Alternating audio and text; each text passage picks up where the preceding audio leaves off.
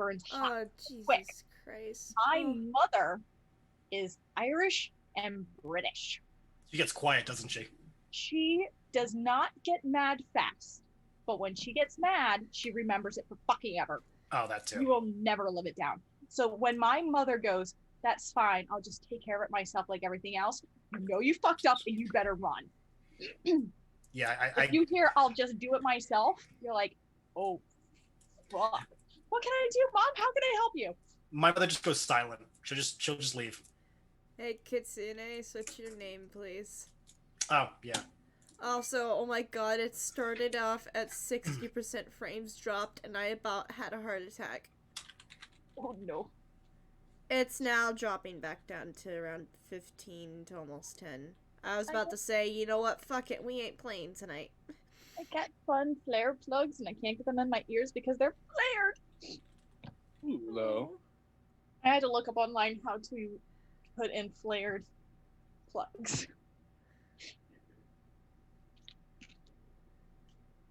I'll get them sometime. Eventually.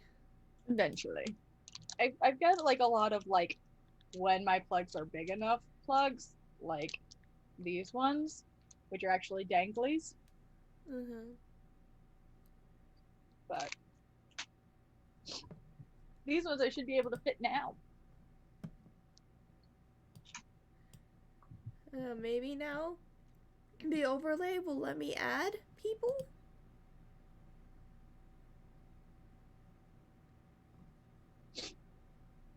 Why is Alexander not popping up? What the fuck? I am mad. Be mad at him all you want. He deserves it. Oh no. What? My mother sent me a video. Oh no. Always terrifying. You spoke her name and you invoked it. It's a pun. I'm sure you will all suffer with me. I have a joke for you. Oh no. It is a skeleton's favorite snack. Go on, guess. No. Go on, guess. No. Come on, guess. Why are you laughing? I haven't told the punchline yet. What is a skeleton's favorite snack? Guess. What do you mean, a lot of fresh? Guess. Fuck. Guess. Guess, goddamn you. Why won't you answer me? What is my favorite snack? What's my mother sending me? No! No! What is it? Why must you fail me so often? Ribs! Spare ribs! That video resurfaces every spooky season. Oh, I love it so much. It doesn't sum up the kind of person my mother is. I don't know what does. That was the best thing I've heard in a long time. I don't want to point this out, but why must you fail me so often? Like, ow! I'm dying more because of the anger more than the actual punchline. You need to watch the actual video. It's even funnier. I'm sending the fucking link. I'm gonna be honest, it made me think of like a Game Grumps moment between Dan and Aaron. Right? Yeah, I mean, it sounded like, funny. I also honestly heard the end of it being like Dan going, Aaron, I'm not mad at you, I'm just disappointed. It is. That entire section is in a compilation that is titled Dan Says Aaron like a disappointed mother. Would you believe that's what I was watching before this? I would believe it. Oh my god. I watched a little bit of their videos, enough to like get all the TikTok sounds, but not all of them. There's been some wild shit. If you want a good highlight of like the best of their moments, check out the animated, because you can see some awesome animations from various artists, including Aaron and Phil, and also get to see the hilarity we don't get to see because they don't do cam. They don't. I think they have somewhat recently with other stuff, but they don't do video cameras of themselves playing aside from certain instances. Mm-hmm. So you don't get to see whatever the fuck Aaron is doing off screen that's making Dan lose his shit. Or the same for Dan and Aaron. So Dan's laugh can like cure cancer. I'm convinced. it is infectious and delightful giggle. I am too tired to let Facebook or Twitter know that we're live, so I'm just going off of the Discord. Let people know we're live. I'm doing the thing. Don't Yeah. worry. You can just lazily retweet. I don't want to do anything, and I'm the fucking dungeon master. I mean, that could be the worst thing for us ever, because it'd be like, wait, what does that mean for us? We're dead, aren't we? I just toss a Tarrasque at all of you. Good luck. I throw the gnome.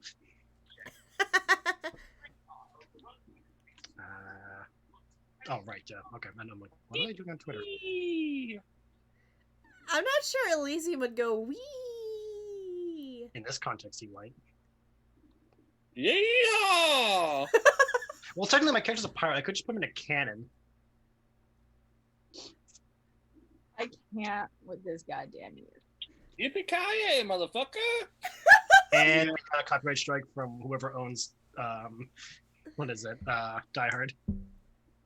Technically, Die Hard is a Christmas movie. You can't It is, fucking it change is. my mind. I will fight anyone who says it's not a Christmas movie. You can form a line outside. You can fight Bruce Willis then, because he says it's not a Christmas I will fight As Bruce a Willis, I will fight Bruce Willis.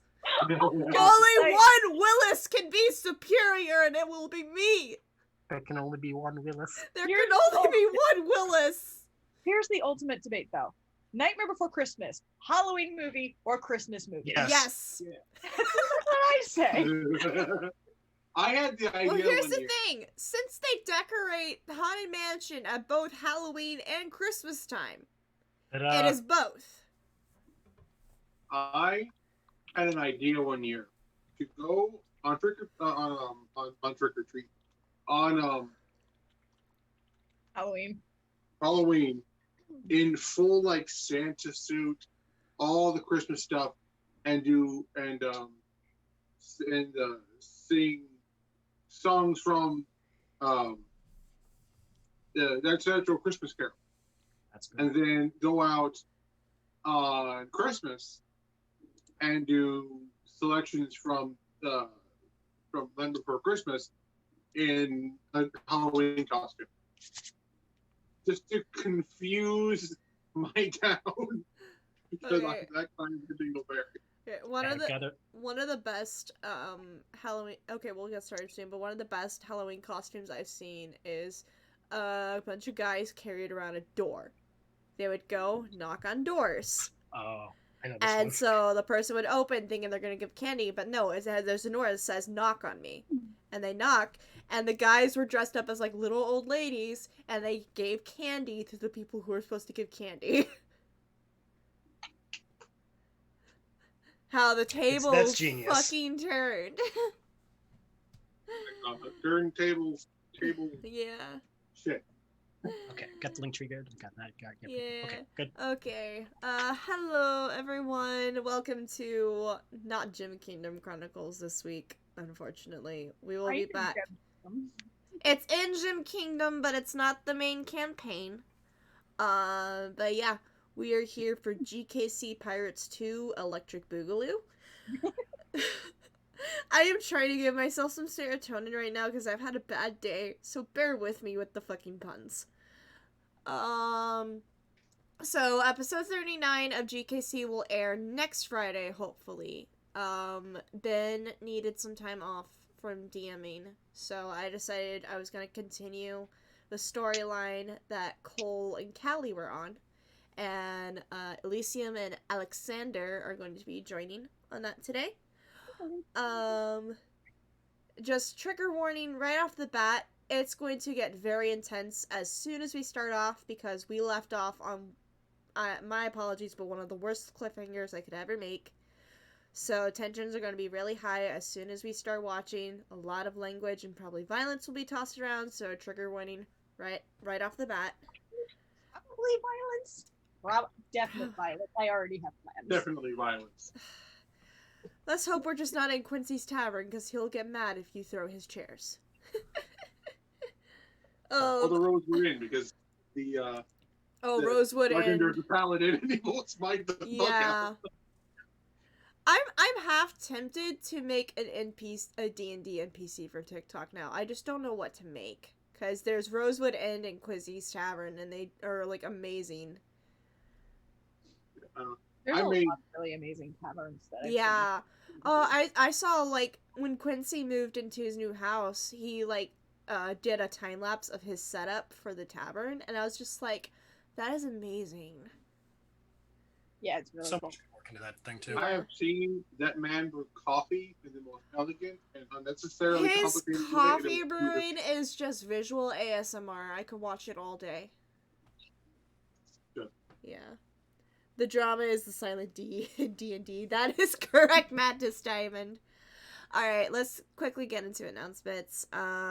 First and foremost, this is a movement, not a moment. Make sure you continually support Black Lives Matter, whether it's going out to protests, contacting your local government officials, or even just casting your vote this year. It is election year. Last minute registering is about to wrap up for many of the states, and soon mail-in ballots will be going out. Keep an eye on your mailboxes. Make sure you have registered and applied for a mail-in ballot. If you didn't, just be careful going out to the polls this year. If they allow for early voting at the polls in your state, please do so. Best thing you could do is like check with your state voter registration in your state, see if they do early polling and what the locations are. And if you get a mail-in vote, make sure you read the steps on how to write out that ballot. You have to make sure you sign the envelope before you send it back. Otherwise, your vote's not going to get counted. And we want to make sure everyone's vote gets counted this year. So, Also yeah. sign the right envelope, not the privacy one. Yeah, sign the correct envelope. There's lots of tutorials on the internet on how to cast in a mail-in ballot. It's just like an absentee ballot. So if you need to, research that up. I might see if I can try to reshare the information on my Instagram this weekend. Yeah, so make sure you continue to support Black Lives Matter and make sure you are registered to vote, because we gotta try to turn this year around any way that we can. It's been really shitty this year. Yep. Who doesn't want the stickers? Yeah, it's awesome to get an I voted sticker, okay? That's like a serotonin boost. They should include the mail-in. They should be like, here's your sticker. I think some mail-in ballots now include stickers. I need to talk to my state then. Yeah. I didn't get one. Worst comes to worst, if you're scared about mailing in your ballots, you should be able to drop off your ballots at polling stations, and you can get stickers there. Yes. So, yeah. Okay, moving on to next part of our announcements. Merchandise, we do have an update to the Teespring store for GKC. The All Praise Leo merchandise is now live. You can get a picture of our god, Leo, who is Bridget's cat. You can get him on t-shirts, sweaters, stickers. There is a fleece blanket as well that you can get of Leo's face on it. So that's live in the Teespring store right now. Sarah also has it live on her Society 6 store, and she has way more variety of products you can get that has Leo's face on it. I need to get the shower curtain. You can get it on shower curtains. Yeah, I need to get a new shower curtain soon. I got hair dye on my mermaid one, so I need to get a Leo one now. So yeah, make sure to check out both the Teespring store and Sarah's Society 6 store for Leo merchandise. Also, just make sure to check out Sarah's store for all of her photography and stuff that she's done. She takes amazing pictures. Please buy her stuff. Please support her. I would right now, but I'm currently broke. I love you, Sarah. Alright. One more store to bring up is Bridget's store. You can buy her Queen Bee merchandise that was a part of her 50k followers on TikTok milestone. Her store is linked in the link tree. So go support Bridget as well and buy some of her merchandise. That is it for merchandising updates. Moving on to Twitches and YouTubes. Of course, my channel here is where we stream GKC and other nonsense. And I also go by the same username on YouTube where I upload the VODs. I do an upload every Monday of GKC or one-shot VODs. And I recently did start uploading Secrets of Pandora, which I'll be streaming every other Monday. That is Hannah's campaign. So if you miss a Secrets of Pandora stream, I will have the VOD uploaded like the Tuesday or Wednesday after the stream. So if you want to be notified on when a GKC VOD goes up or Secrets of Pandora, you can click the little bell icon on my YouTube and I'll let you know. Or if you're a part of our Discord, our Gym Kingdom Chronicles Discord, the bot there lets you know when I've uploaded videos. I thought you were looking to change your username. I was. It's just, this is my username that I've had for almost 6 years now. And it's a part of my identity, so I think I'm just gonna keep it. And it's a username that a lot of people on social media often refer to me to instead of any other name, so I might as well just keep it. But yeah, you can check out the VODs on my YouTube. Sarah uploads Humblewood onto her YouTube as well. We're actually going to be live streaming Humblewood this Monday on her YouTube. So be sure you're subscribed to her so you can get the notification of when we go live. We will also let people in the Discord know that we're going live. And in that way, as soon as we're done with the stream, it is already uploaded to her channel. And one more YouTube to check out is Ben's YouTube, Be Coops of Might, where he uploads every Tuesday and Thursday for different Let's Plays. Unfortunately, he's not here to let us know what Let's Play he's working on currently, but if you want to check out his content, please go subscribe to him and also click the bell icon to know when he has updated his channel. Still going through, why did that just leave me? Well, you try to remember, the last game Ben was playing was those We Happy Few. We Happy Few, thank you. Yeah, That's We Happy what Few. I was working on. I think he might still be working on that Let's Play, so make sure to check out his channel and to subscribe to him. And we, for both Sarah and Ben's YouTube, we do update in the Discord when they have made new uploads, as well for any merchandise and all that. A couple of Twitch accounts you can follow. You can follow Mitch's Twitch at _MNChief. He is now streaming on Sundays now, doing single player Sundays. He's trying to work on a D&D campaign in the future called Tales of Yggdrasil. We'll get back to you guys with more information on that in the future. You can also probably check for updates in the Discord as well. But I know for a fact that he streams on Sundays for Single Player Sunday. And we let you know when he's going live in the Discord as well. And last but not least, I have to point this way on my camera because Kitsune's next to me this way. Kitsune, get back here, motherfucker. Can't make me, not my supervisor. Get back here or you're gonna lose mod powers. Oh, that's just not fair. Also, I'm bent in a weird way. Make sure you follow Kitsune on Twitch as well. Not only is he a friend of our channel, he is a Twitch streamer, and he streams a lot more often than I do. And he does a lot of fun of like different Let's Plays, like Squadrons is one of the newest streams he's been doing, Star Wars Squadrons. We also stream Among Us every now and then. He and I will like dual stream that. And he also uploads a lot of his VODs to his YouTube as well, so make sure you follow him not only on Twitch, but on YouTube. So you can see the awesome content that he makes, and you can go support him. Remember, devotion is always sus. Devotion is always sus. Alright, How evil that does not help. I think that's it for announcements, and Hannah is not here with words of motivation, and I honestly don't have the energy to do it. So if any of y'all want to volunteer to do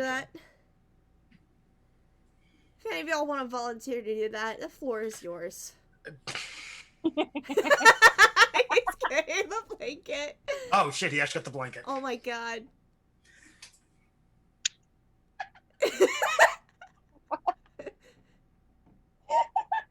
Like Hannah's here right now. This. I love you. You are all wonderful and amazing. We will have so much fun. And I am very glad and grateful to have all of you in my life and all of you watching in my life. And though we miss our friends, we shall rejoin them soon. We will all have wonderful adventures. But tonight, we kick pirates in the ass. And probably do a fair bit of murdering, which I am A-okay with in this circumstance. Don't forget about the butts. Yes. We love you. Beautiful And butt. I love all of you. And that is all. I love you guys. Sending that to Hannah later. I can't, Oh, So she God. can just so she can critique. Yeah. I can't, I don't know how Alright. she does it. That takes a lot out of me. I don't know how she does it every week. She It's sacrifices her chaotic switch energy, man. every week. She sacrifices a fuckboy. Yep. That's what she does. She sacrifices a fucking... Well, not a himbo. Himbos we need to No. protect. We love himbos. Yeah. Yeah. Alexander is well, no, he's not a himbo yet. He's working on it. I need a himbo. I was just Vote for himbo. I need a, Himbo. Himbo on the sea. I need a himbo to come and sleep with me at night. Night. Alright. Okay. Are we ready? Yep. Alright. Okay. Warning to you guys, because you know my current mental state. I might be a little scatterbrained. No, that's fine. But I promise you, when we get to combat, I'll probably be a lot more focused. I'm weird when it's DMing. I'm not good at role-playing as a DM. But when it comes to combat, I am, like, legit. I'm better at crunching numbers than I am role-playing. Which is weird, because I hate math. Alright. So, without further ado, let us dive into GKC Pirates 2, Electric Boogaloo. Da-da-da-da-da! Alright, so for a quick recap, for those who had played in the first one-shot, we started off in the city of Pearl, which is a coastal town in the Gem Kingdom.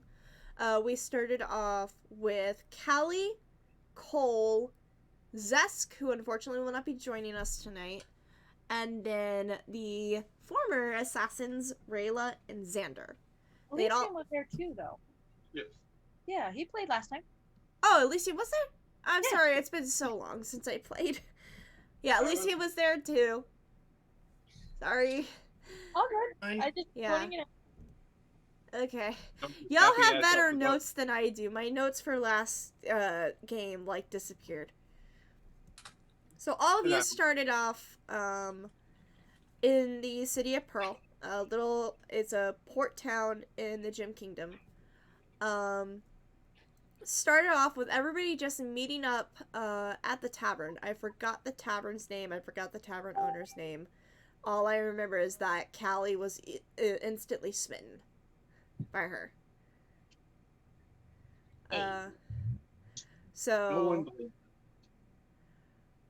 So Callie is currently on a mission to find her former crewmates who had led a mutiny on her ship. So she's trying to find those former mutineers and bring them to justice. And all of you joined together with her. I don't think you all really knew what her end goal was, but she had heard rumors that some of them had been spotted near Pendalin. So she was heading on her way there. Y'all joined up on a ship that was captained by a turtle. Her name was Captain Plue. The ship was called the Amethyst. And when you guys boarded the ship, you met two other passengers, Xander and Rayla, who are currently leaving Gem Kingdom for their safety.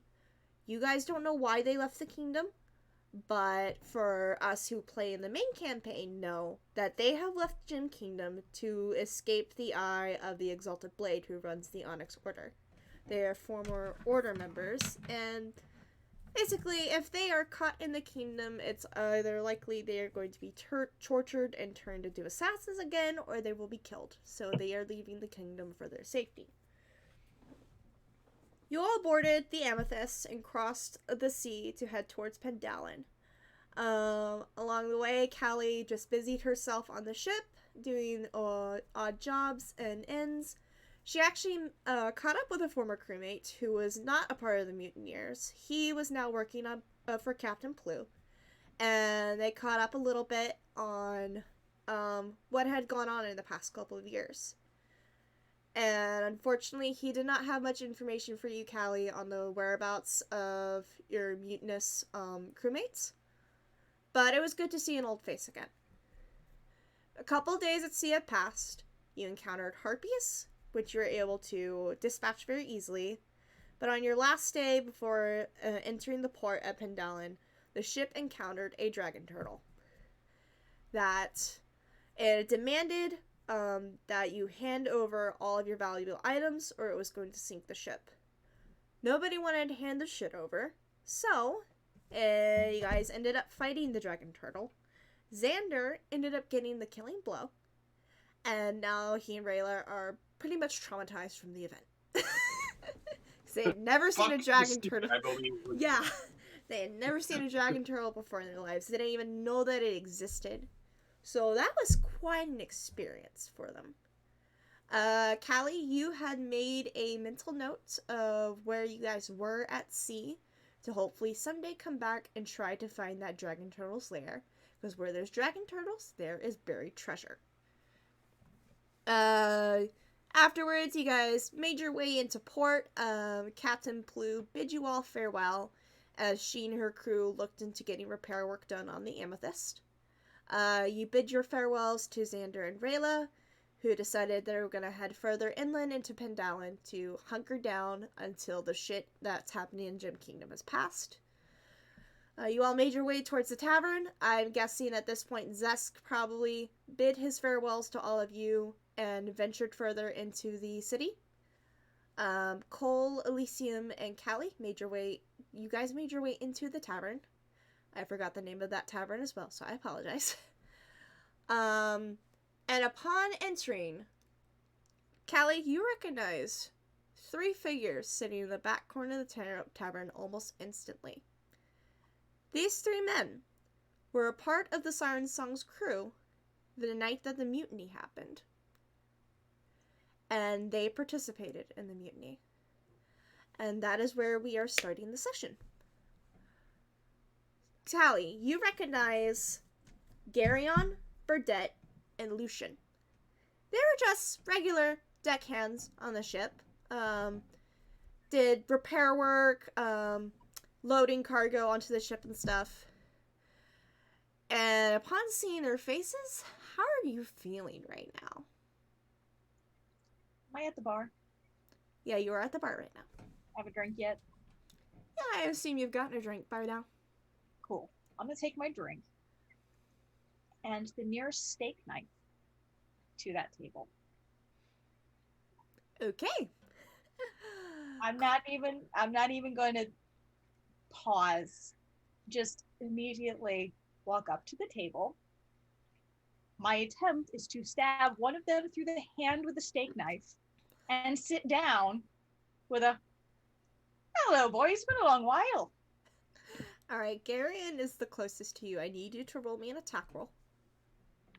Even if it doesn't hit him, it's still fucking intimidating as shit. So, don't care if I hit him or not, to be honest. I want to hit him. If you don't hit, I'll say roll an intimidation roll afterwards.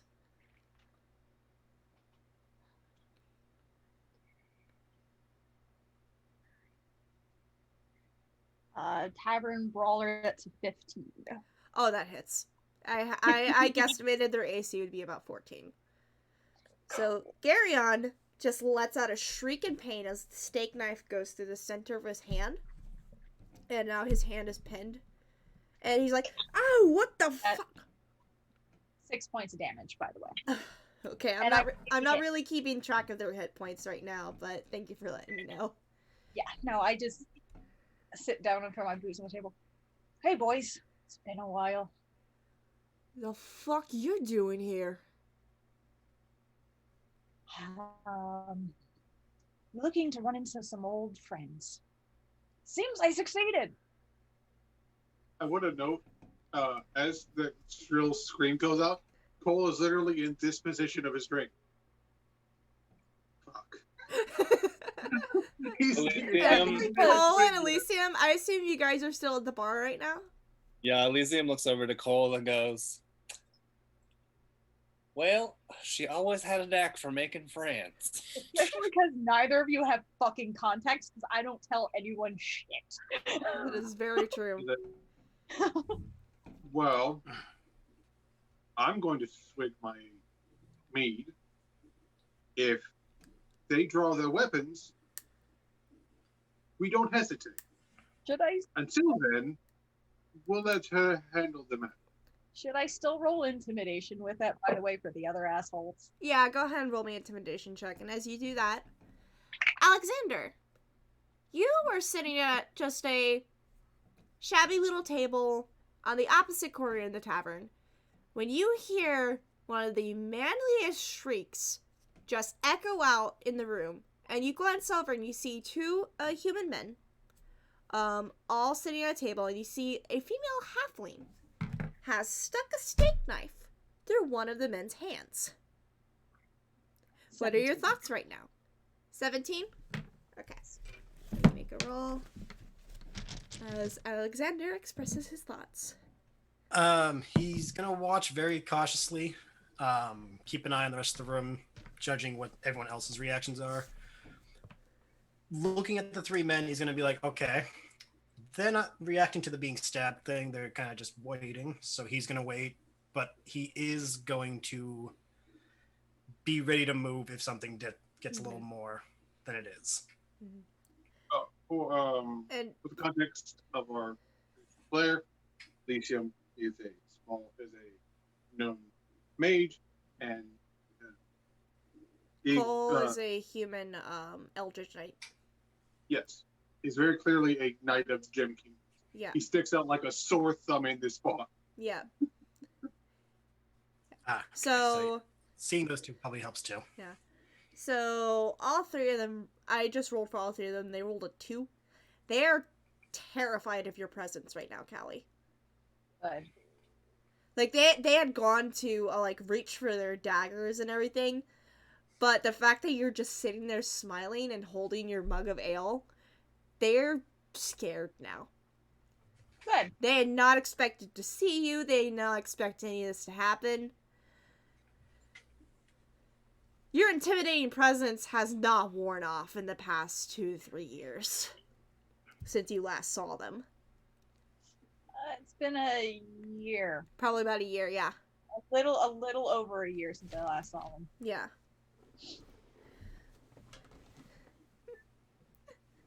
So, what brings you to Pendalin?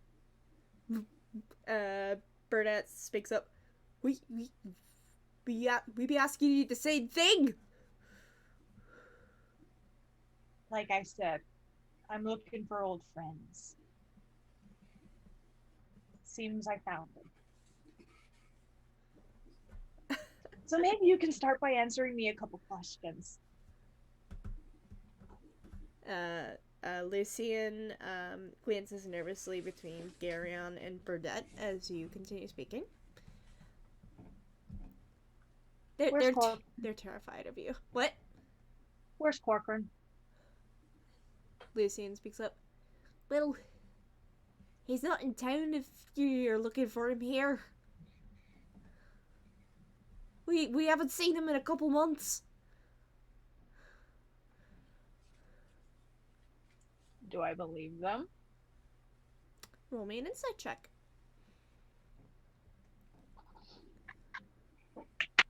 Get in the fucking tower.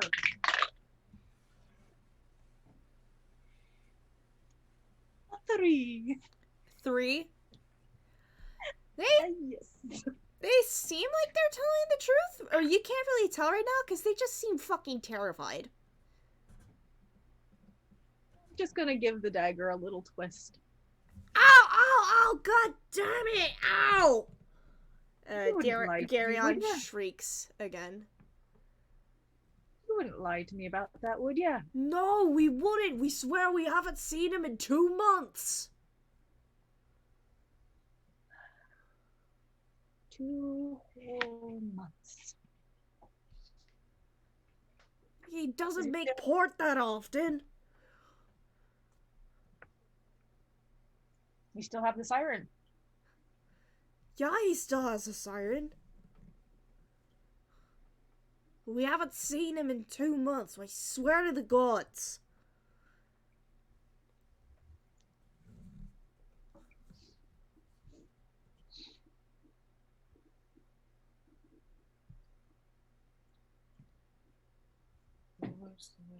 I'm trying really hard to find a reason why you fucking mutineers should leave this bar.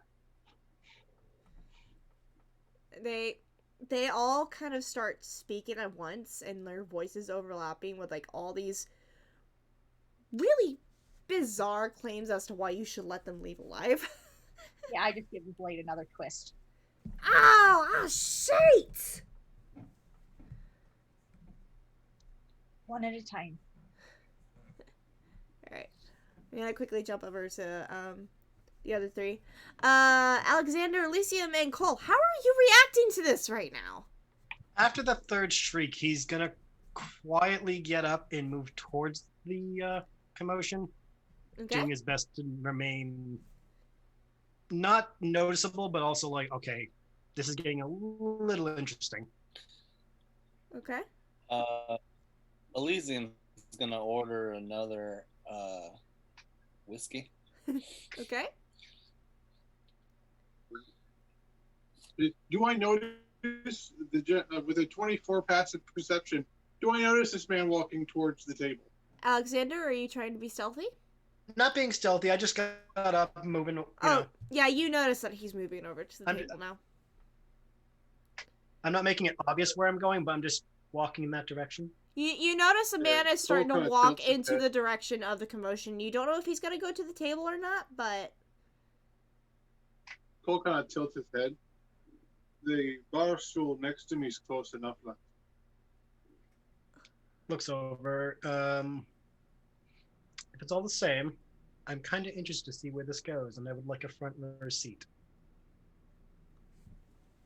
Well, you get close enough, that steak knife might get chucked at your head. This is a safe but interested distance. The ladies tending to business. Why don't y'all stay and have a whiskey instead? We'll buy you around. You can enjoy the show from a I'll safe take one and nice water, but distance. I appreciate it just the same, and sits down with them. alright. Jumping back to Callie and the boys. Garion's just kind of like trying not to cry because his hand is bleeding and he's in pain. Burdette is like debating whether he should finally draw a dagger at this point. Both of them are silent until Lucian finally speaks up. Alright. Will you let us go if we tell you that we know where the kid is, at least?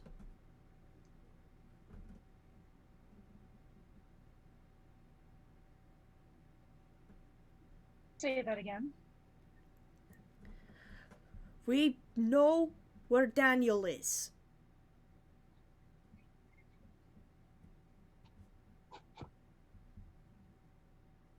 Oh no. That is not a good expression.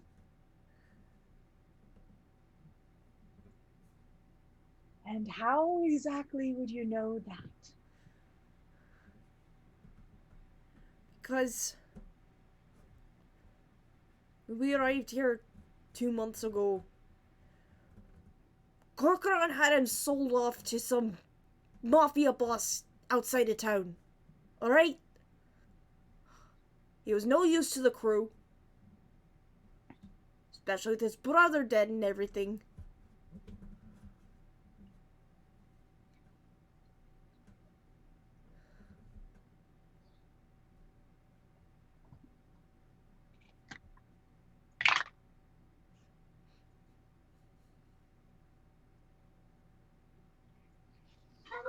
Succeeded that impulse check.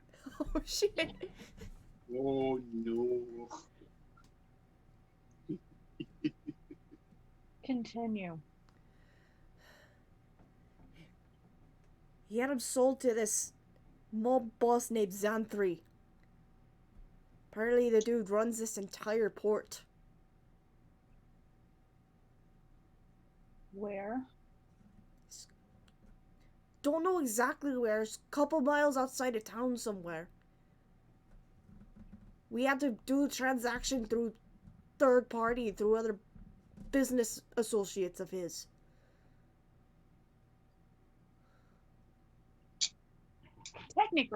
Technically, I only need one of you. So pick. All three of them nervously look at each other before they also like start pointing fingers at each other. Is there an ale bottle on this table at all? There's not an ale bottle, but there's a whiskey bottle, like right in the middle. I definitely take that and crack it on the edge of the counter. Roll me another intimidation check. Oof, now she's wasting good whiskey. We better get over there. Do I have advantage on that because they're already scared as fuck? Yeah, I'd say you have advantage. Cool. Better. 13. 13. They rolled natural 3. You get a feeling one of them's probably pissed themselves at this point. That's what the smell is. And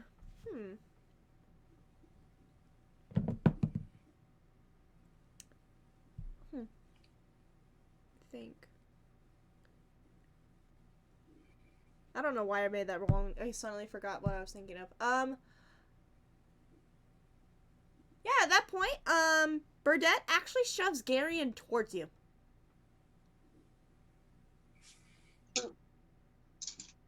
Okay. Trying to remember which Like- is which. Okay. Like, kill him first! And Garion's like, what the fuck, mate? Alright. I'm gonna do something. Okay. I'm gonna take the dagger out of his hand and elbow him in the face. Okay. And then whoever he just threw at me, I'm gonna slash with the bottle. Alright, so who are you trying to elbow at the face? The person I dug the dagger in was Oh, Garion. He's the one who's being thrown at you, too. Oh, cool. I'm just gonna elbow him in the fucking face. I'm gonna take the dagger out, elbow him in the face, and whoever is on my left hand side, I'm slashing. That would be Burdette because he's the one who shoved him towards you. Cool. Alright, roll me some attacks. Don't fuck with me. 17. That hits for Garion. I fucking love Tavern Brawler. You fools. And natural 1. Yeah, so you definitely elbow Garion in the face, but you miss your slash against Burdette. Go ahead and roll me damage for Garion. You fools. I'm trying to guesstimate how many hit points each. They're not really beefy. That's another 6 points against Another him. 6 points. Alright, he's looking pretty bloody now. And let's shit, I didn't plan out their stats for this. Let's go ahead and roll some initiative then, Callie. 19. Oh, Alright, no, sorry, 20. Alright, so Just out of curiosity, how far are they from us? they're about probably 10 feet away. It's a pretty small bar. 10 feet, you say? Yeah. If you guys wish to join, you can. I have an idea. To do an impulse, though. Go ahead and roll Again, me. none of you know why I'm attacking these random people in the bar. I'm just gonna put that up there. If that changes what you like. No, it's more of an IC3v1. Alright, Lucian rolled a natural 20, so he'll be going before you. Callie? Okay. Cole will also put down his mug, grab his javelin, and he will also desire to get All right, roll me some initiative then. Anybody who Alright. wants to join. Elysium would also, as he mentioned earlier, he doesn't like wasted whiskey. So All right, so I need you guys to roll me initiative. I'm getting up stats for these guys. so good. Ooh. That's a 10. I will be right back while you guys are rolling. I'm just gonna go get a cup. Okay. Do you want us to tell you right away, or do you want to wait first? Go ahead and tell me what your initiative rolls were. 23. Okay. Lucian still goes first because he got a natural 20. Yep. So Lucian, Alexander, Callie. What did you get, Cole? I got a 10. Yeah, 10. You'll be going before. You'll be going after Burdette. What'd you get, Elysium? I reckon I rolled a 4. Okay, unfortunately, Elysium will be going last. That's all right. Actually, Burdette got a 10. So what's your Dex modifier? Cole. My dex modifier is a +1. +1. Okay, so Burdette will still be going before you. Cool. Look at those biddies. AJ, stop distracting me with bits. Howdy, AJ. Good to see you. Man. Alright, okay, I'll give them the stats of these guys, but bump up the AC. No, not the AC. Yeah, bump up the AC and bump up their hit points. So...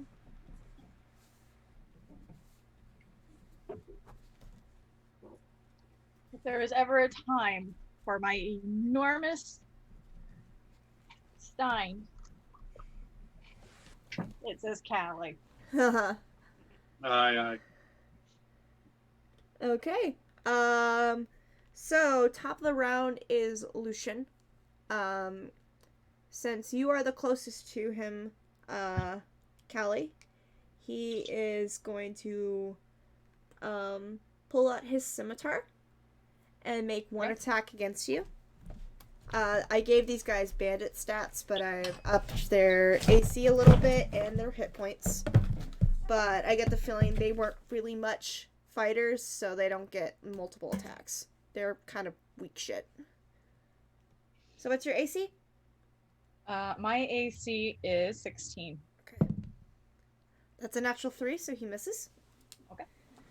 So he goes to swing at you, but you're too fast. You're able to dodge that swing pretty quickly, and you remember how shitty of fighters these guys are.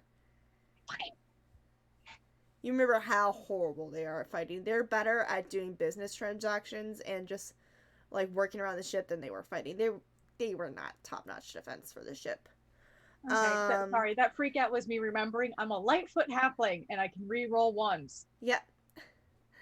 All right. That's it for Lucian's turn. Alexander. The one that just swung at her, I'm Yep. going to take out my whip and swing at them. Kinky. All right, Yep. go ahead and make an attack. 18. 18 will hit. Yes. And then I get, what is it? 1d4.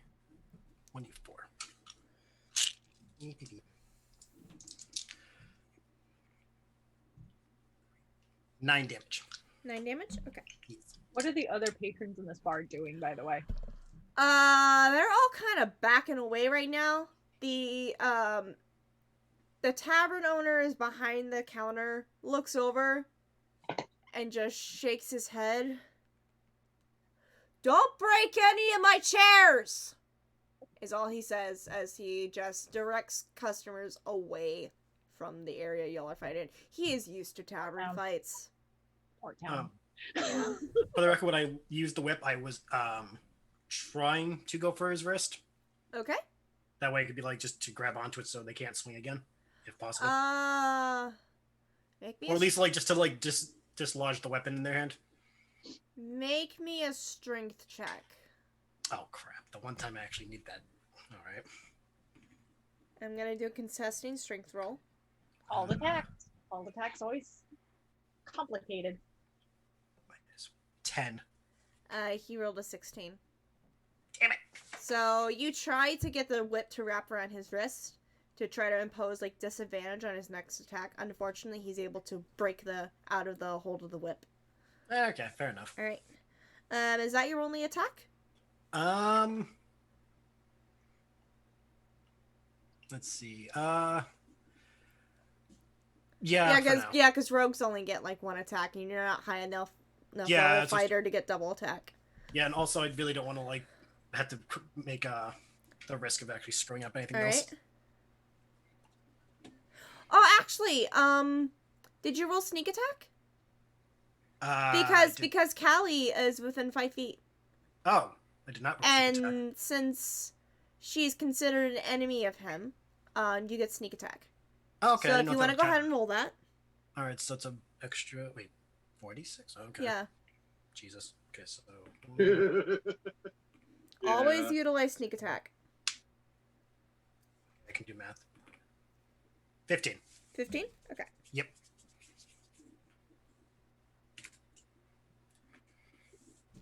Ooh, you really brought him down, I think. Hey, some people like getting whipped, other people's don't. Yeah, Lucian is not looking good right now. Alright, is that the end of your turn? Yes. Alright, that's the end of Alexander's turn. Callie, it is your turn. You He's just not- you watched out of your peripheral vision as a whip appeared out of nowhere and just bitch slapped the shit out of Lucian. Okay. And you still got Garion in front of you. His hand is bleeding profusely. Most likely you broke his nose when you elbowed him. What would you like to do?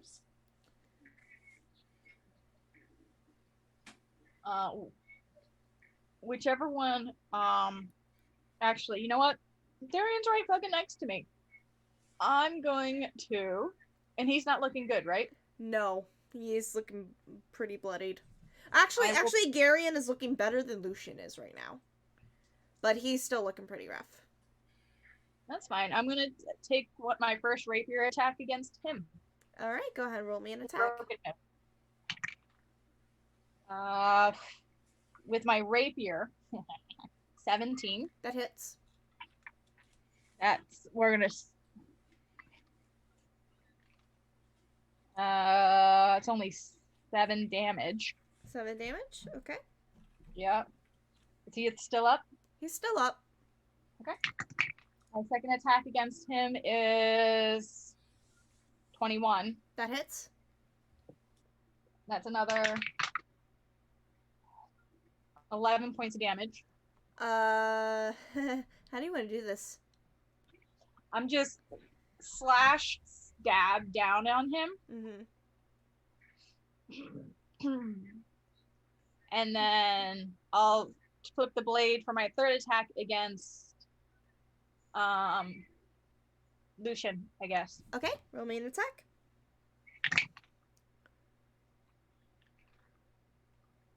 Um 22.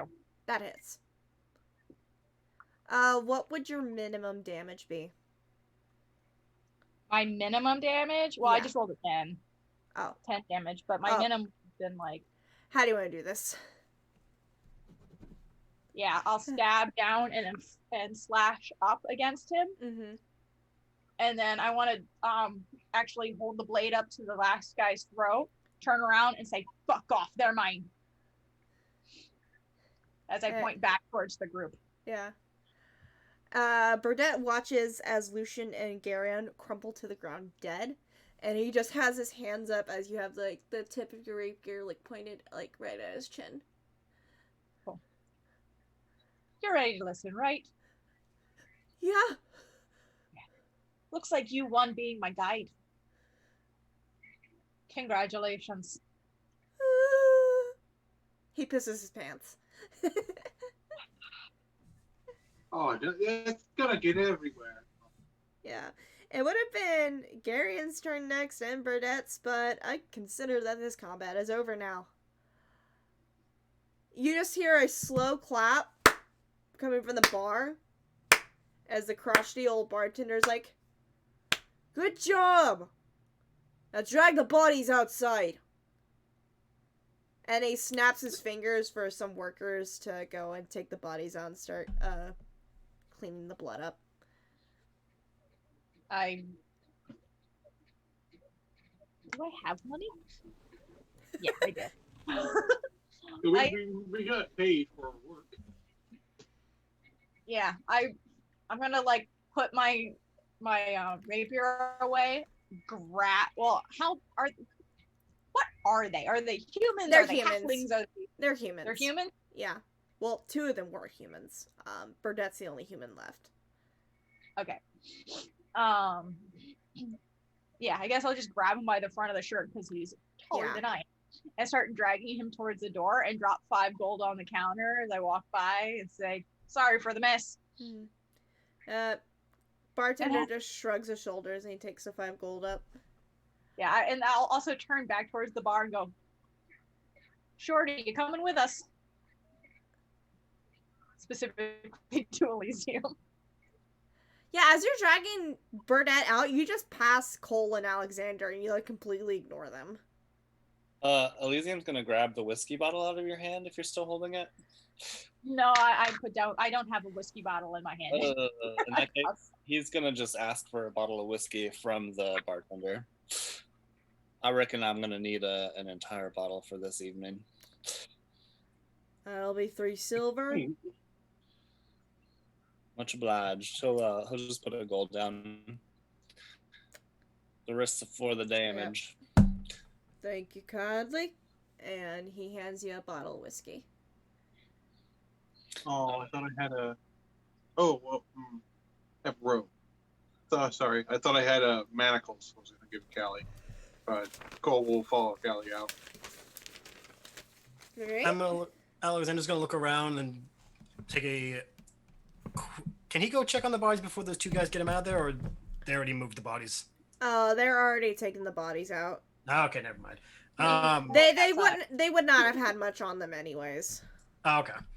He's gonna follow after him and tail pretty close to Cole. Alright. Your friend always like this.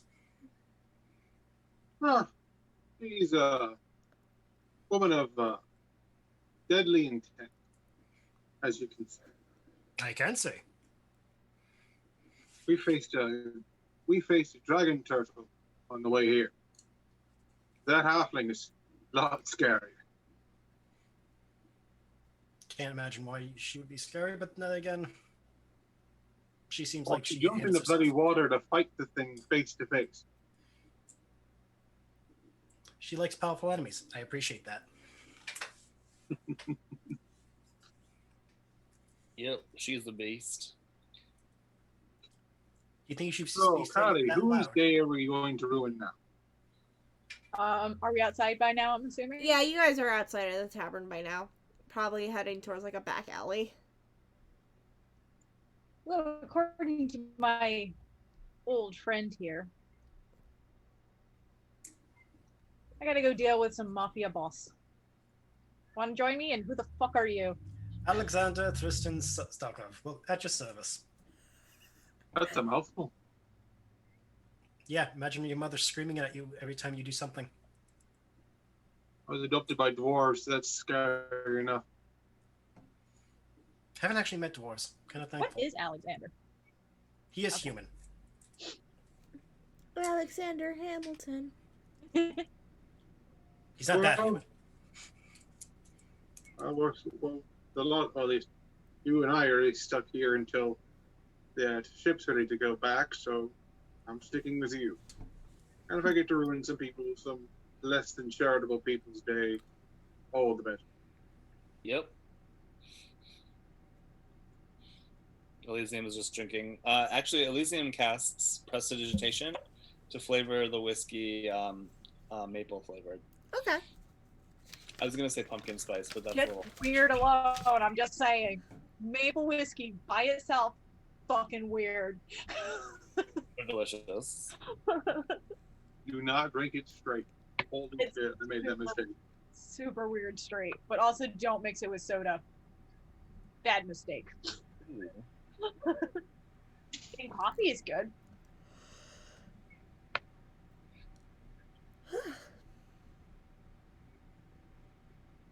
All right then. Where are we headed? Like I told you, I don't know where he is outside of town. Oh, you're being bloody useless, and that's not a good place to be right now. Maybe someone here around town will know. How about a name? I told you that the boss's name is Xanthri. Xanthri. Great. Sorry, I get a little ragey and I can't remember shit, especially when dealing with mutinous fucks who sell their friends for fun. He just kind of gulps at that. Stevie types like these usually have their traditional hangouts and meeting places. You So- say you do business for this guy and his Oh, in-betweeners. Well then, maybe you know some down and out bars where I might find some of these meeting places. There's only a couple of pubs here in town. Right? You can show me where one is. Lead the way. Alright. And Burdette starts to lead you guys through town. Once again, this is in the continent of Pendalan, so majority of the population in this town is actually Elven. You see some peculiar cases every now and then. You'll see gnomes, a couple more turtles since they are more coastal folk and often seafaring travelers. You do see a Goliath as you're passing through town, probably a seafaring voyager, but it's mostly elven population. For the record, Cole has sort of tucked away his actual badge, like his symbol of being part of the Dim Kingdom army. Is like, that is not going to get me any favors here. Okay. Yeah, definitely not gonna get you any favors, especially after the ambassador from Pendalan was found dead on a riverboat in Emerald a couple months ago. They still the press release had given it out that he was murdered by the prospector of Emerald, so that has caused the political tensions between Gem Kingdom and Pendalan to rise a little bit. Any sort of peace treaty that Queen Adamita and Prince Chen were working towards got a little muddled because of that. Okay. Alright. You guys are making your way through town. If you want to get a little bit of role playing done between your group. Burdette's gonna be quiet because he doesn't want to lose his head. Smart boy. Yeah. If you guys want to get a little bit of role playing done before we just head on to the tavern.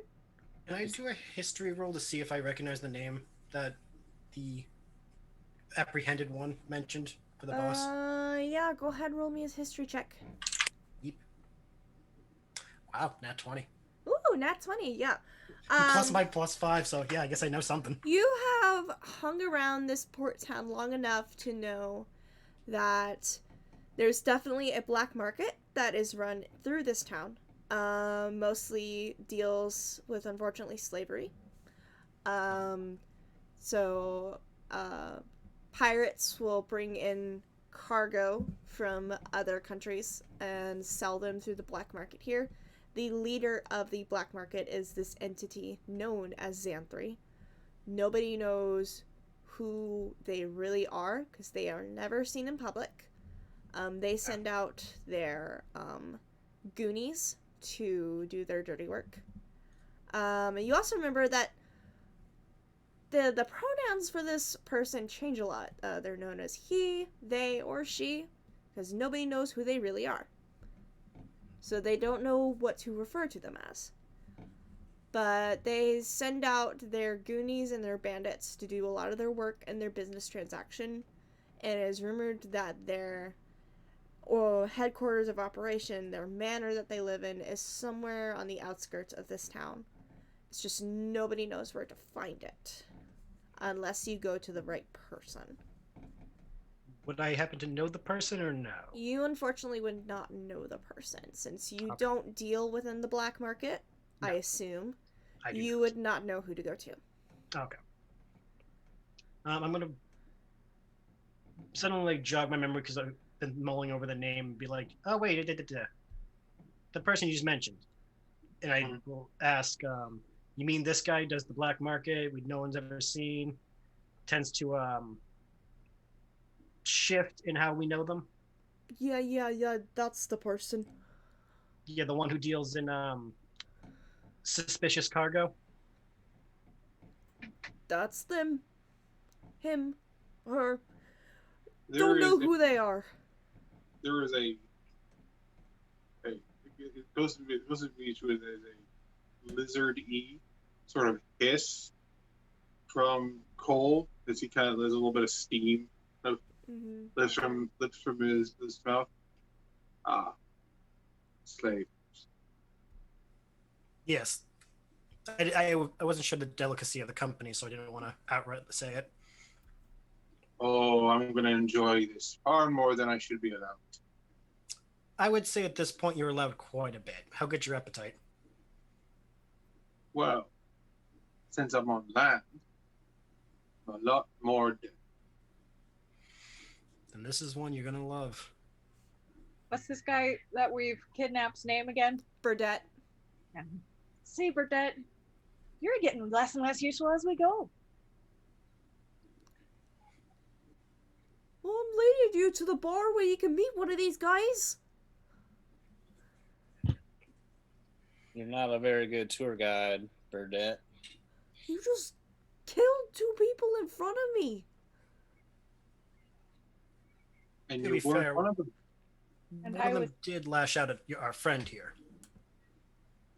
I was gentle, and you know it. He just kind of stares at the ground when you say that. He's gonna lean. Alexander's gonna lean in and kind of lift his head and be like, "You know, when a woman talks to you, you should at least look her in the eye." He still Manners, he still manners. refuses to look at Callie. Fear just something terrible. So is guilt. I kind of want to roll persuasion to like re-enunciate what I just said about the looking Callie in the eye. Callie's barely looking at him. She's focused on the mission. Roll a persuasion check if you want. He's very pissed. So I rolled a 10, but my plus 7 for 17.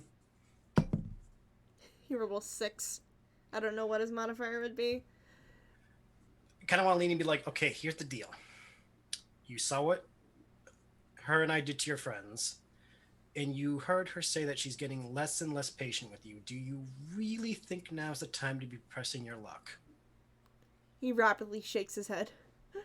Then my advice would be to start singing like a bloody canary and make friends with her before she decides that you have no value." He nervously starts humming as he continues to lead you guys to a more shadier part of town, towards a half rundown, half decent looking pub.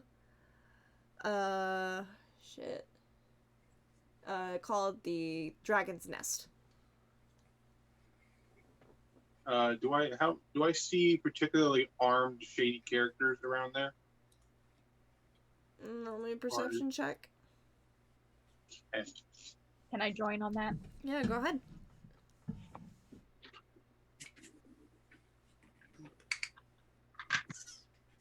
I reckon this is my kind of joint. 14. 14. Damn it. Yep. 7. 26. 26. It's a 2. It's a natural 20. Alright, Callie, you're a little too focused on trying to meet with this goon who can take you to Xanthri to I really like pay attention to if anybody around you is armed. Hiding my seething Uh, rage. Alexander, you do see a couple patrons standing outside of the bar, do have swords on their belts that are sheathed. Right. Cole, just doing a glance around, you just automatically know. In this part of town, it would be unwise to walk around unarmed. So you just assume and probably know that everyone here has some form of weaponry on them. Some visible, some not. But it would be foolish to underestimate anybody on this side of town. Elysium, stay close. You're not as obviously armed as the rest of us. I did help take down that dragon turtle, sir. I'm aware of how dangerous you can be. However, someone walking around without an obvious weapon is an easy pickings in a part of town like this. Well, who says I'm not carrying a weapon? I'd be more concerned about just someone making off with him. He's small enough. That would be a hell of a sight to see someone trying to run down the street with him, and suddenly for them to burst into flames. That would be hilarious. How much do you think it would take to pay someone to try? You Find felt out. free there, Sonny. I You reckon know, you own a car. Just about everyone in this street is armed. Some of them are trying to hide it too. Just to clarify, Elysium is walking with a quarterstaff Yeah. and a bottle of whiskey. Best combo. Beat someone with this bottle of whiskey. Improvised weapon. Hey. I'm willing to bet this is the place you're planning on taking us. Yep. This is where we met most of the in-betweeners for jobs. Anything we should know before going in? And remember, I'm so far been really nice to you. The other one seems to really want to kill you. So just think about how you answer that. It's gonna be a lot tougher getting the information out of them than it was me. Understatement is overrated, but I agree probably.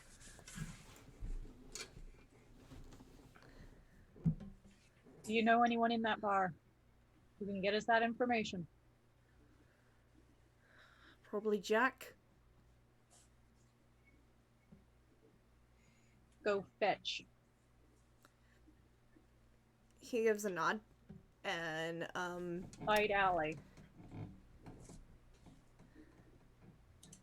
he nods before heading into the dragon's nest.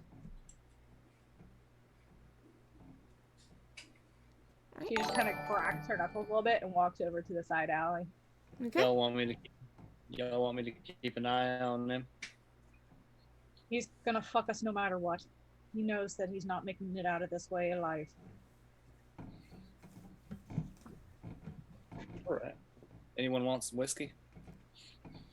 Nah. I'm quite Yeah. good. I do. I'll watch the obvious guards. They make a move. I'll let you know. Elysium passes Callie up the bottle. See if fucking chugs that shit before handing it back. I added the maple flavor myself. Yeah, Okay, it's fucking weird. Stop doing weird things to whiskey. Whiskey's fine on its own. That's debatable. Right? No. So you guys are just all chilling in the alley? Yeah. Alright. I'm actively keeping an eye out for people snooping. Nobody seems to really be paying you guys any mind. After a couple minutes, I will ask Elysium to do his thing and take a look at what the fuck's happening. Alright. You got it, little lady. And he's gonna turn invisible. Oh, fucking do that. And you call him Shorty? Yeah, I that do. league has nicknames for everyone. I think mine is currently useless. Yeah, Elysium will cast Greater Invisibility and then walk into the bar. Alright. You walk into the bar and it's just a seedy looking dive bar. basically anybody who looks like they have any sort of criminal intent hangs out here. There's broken chairs, broken bottles everywhere. There's a guy doing the fucking knife game as fast as he can, and there's people gathered around him, like, making bets. Yeah, they're making bets if he's gonna chop a finger off. There are people throwing daggers at a dartboard instead of throwing darts. There's just this old crone. She's working behind the bar, serving all sorts of just shitty beer. And you do not see Burdette.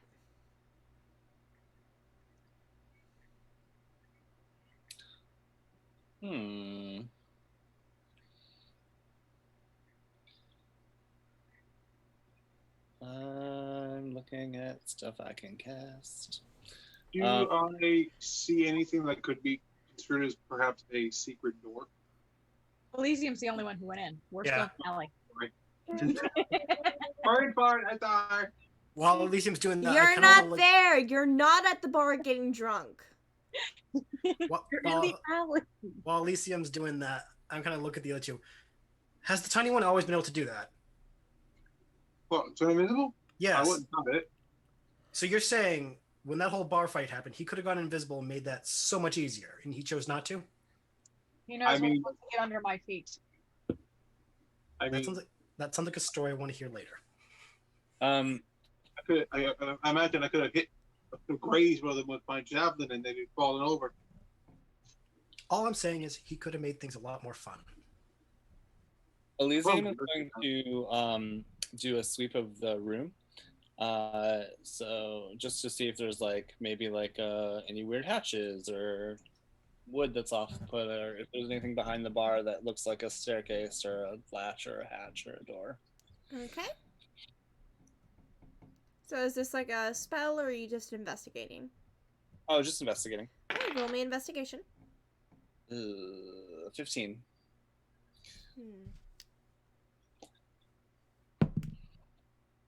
Okay.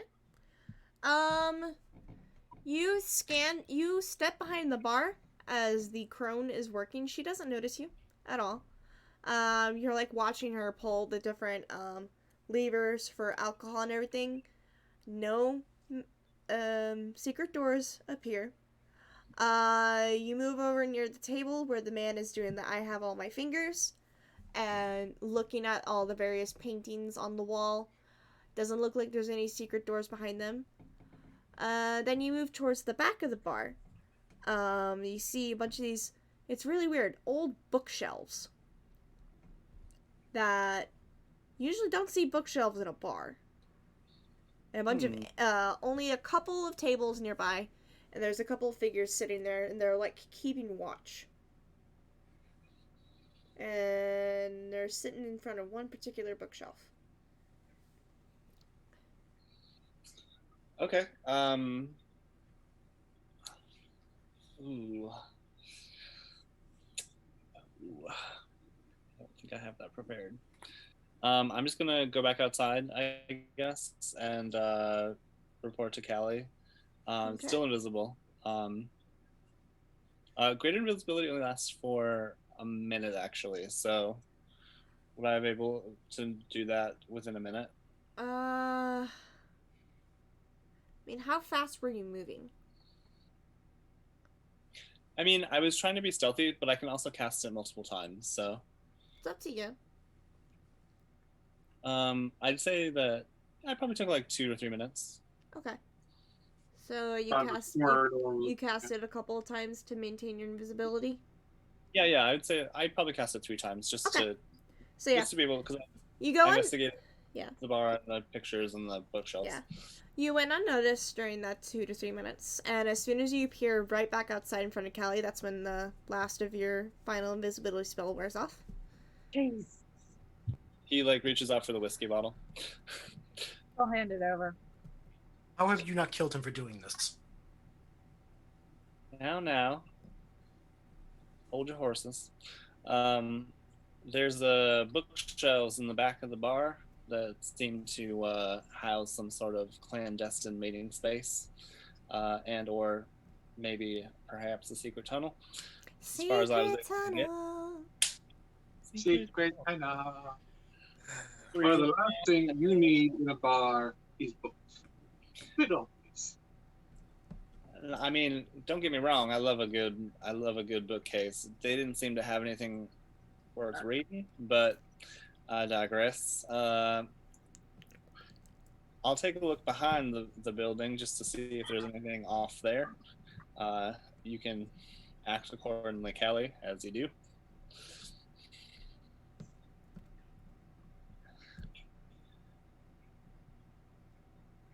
So we gotta get into a hidden room behind a bookcase in a bar of asphalt, filled with asphalts. I may have a little help for that. I have a background in criminal and spy, which means I have a criminal contact. I might know someone in the bar that can help us.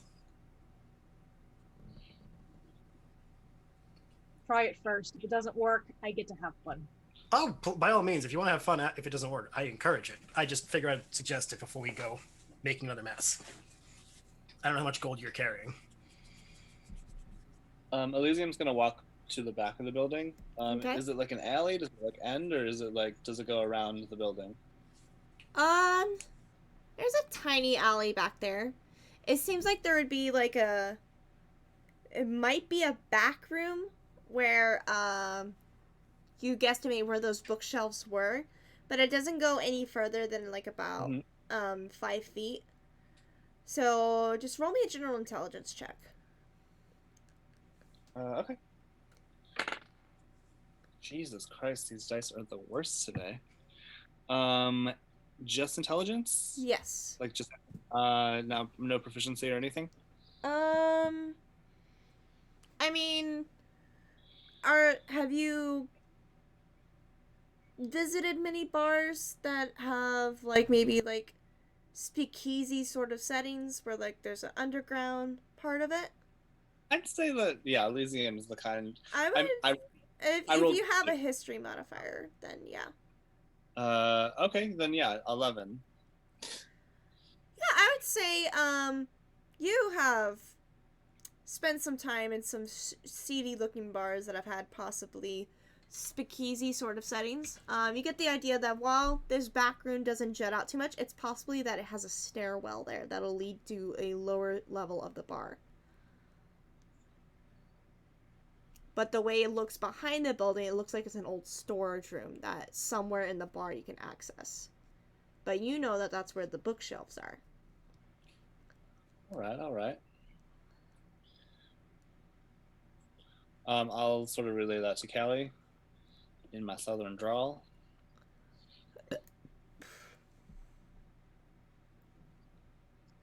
Callie just starts walking towards the front door. Okay. Follow me if you want. I respect the boldness, but wow, she does not wait for anyone. Nope. Cole follows after. Alright. You guys enter the bar and you see the same scene that I described to Elysium earlier.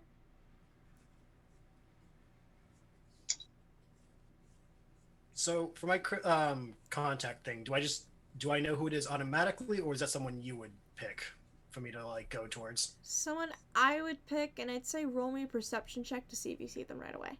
All right. I just go to the bar and get a drink. It is a 15. Funny enough, it is the crone behind the bar. It's always the crowd. Yep. The old bar wench who runs this place. She's your known criminal contact. If there's like any weird shit happening in the city that you need to know about, you've always gone to her. I'm gonna slide up to the bar and, as nicely as I can, try to get her attention after Callie gets a drink.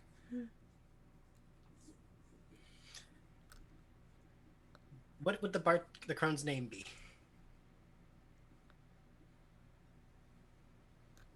Gretchen. I'm sorry. Yes. I love it so much. Slides up, notices her giving a drink to Callie. Ms. Gretchen, honey, doll, How you doing? Alexander, it's been a long time. I'm sorry, I gotta do a Oh, no, that's- accent. Yes. I'm here for it. It I has been deserve a it. very long time. Where have you been? Sound identical. You know, if I'm here too much, you'll get sick of me. I have to make you miss me a little bit. I got to visit every now and then. Tomorrow's stroganoff night. You need to stop by, have dinner. Are you saying that I don't eat enough? Exactly. And she kind of like pokes at your shoulder. Very skinny. You need to eat more. How else am I going to maintain this lovely girlish figure if I continuously eat the stuff that you work so hard to make? It'll go right to my thighs. You know this. I was about to make a thick thighs save lives joke, but I remember they were playing a campaign. Damn, boy. Sick ass boy. Sick ass boy. Well, if you're not here for food, I assume you're here for work. What can I help you with? So, did you happen to see a kind of squirrely looking person sneak in here? Maybe about yay tall. Looks like they are literally afraid for their life. I think I did see him. He went towards the back, towards the reading area. Is there any books I could maybe check out of said reading area, or is there a waiting list I have to, Make a persuasion check. Because while she is your criminal contact, she probably doesn't trust you completely still. So you gotta kind of persuade her. Running a Thank business. you. Thank you for that persuasion modifier. Thank you. 14. You want to get some good reading done. Let the guys in the back know that you're interested in the history of Pendalin. They know the book to get for you. Gretchen, you are a Take- beautiful woman, and I love you so much. I owe you dinner next time I'm in town. Yes, you did. You say that like I've forgotten something. I'm hurt. You forget to visit, that's what you do. You wound me with that tone. You wound me, You'll survive. Drink some vodka and you'll be fine. if I must. She'll put a shot of vodka right in front of you. On the house. You're a beautiful human being. Takes the shot and then slinks off towards the back to talk to the guys about near the book section. Mm-hmm. Follow.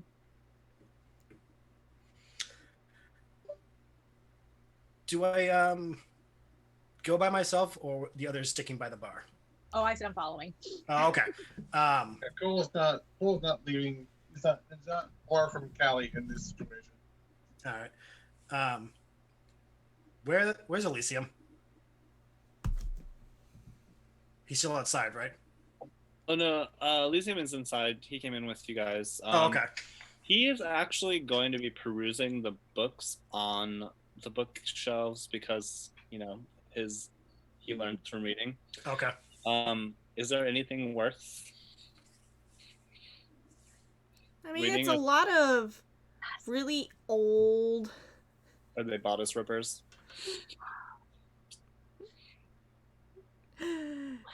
To say In the or- there is in a or- there is a copy of Tusk Love on one of the shelves, Oh, yeah. Oscar. but it's mostly just a lot of like old, really old books. Just old history novels, fiction, nonfiction. A lot of them, the books have like pages ripped out of them. Like nobody really takes care of these books. All of us nerds like felt instant pain in our hearts when we heard pages ripped out of. Like all of us.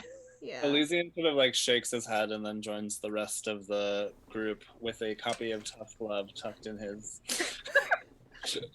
I'm gonna give him a side eye. I'm not even gonna make a sleight of hand because nobody's gonna care that you took a copy of Tusk Love.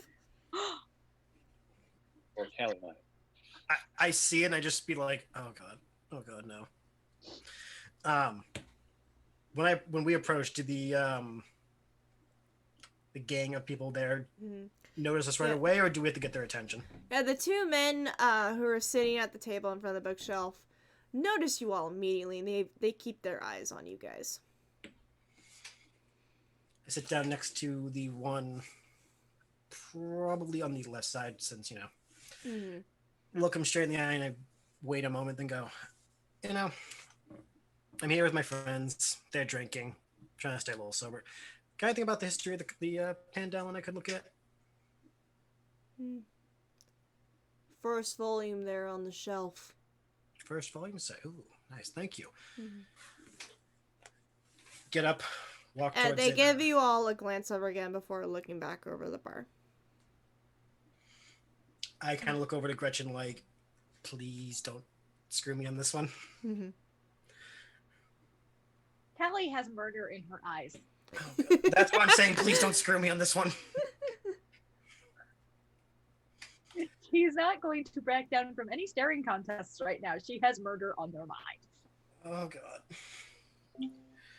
Gretchen's just watching you guys with a smirk on her face. I'm gonna. She sees how nervous you are, Alexander. Yeah, I'm just like, oh God, I'm gonna die for this. I'm gonna make my way to grab the first volume as indicated. You go to pull the book out and you hear a click. Oh, and great. then slowly the bookshelf starts to open like a door. And you just hear snickering coming from the bar. Gretchen, I owe you. I will remember to come back for food before walking forward. Okay. Do you guys follow after? Oh, I probably pushed past him and went in. Yeah. I'm gonna be slammed against the wall and just be like, you could have said please. First of all, You said it's a staircase? Yeah, as you guys enter, it looks like an old storage room. There are some boxes back there full of books, some empty ale casks, and there is in the far corner, a little spiral staircase that just heads down. Alright, I'm gonna go stealth mode as I head down this fucking staircase. Okay, roll me a stealth check.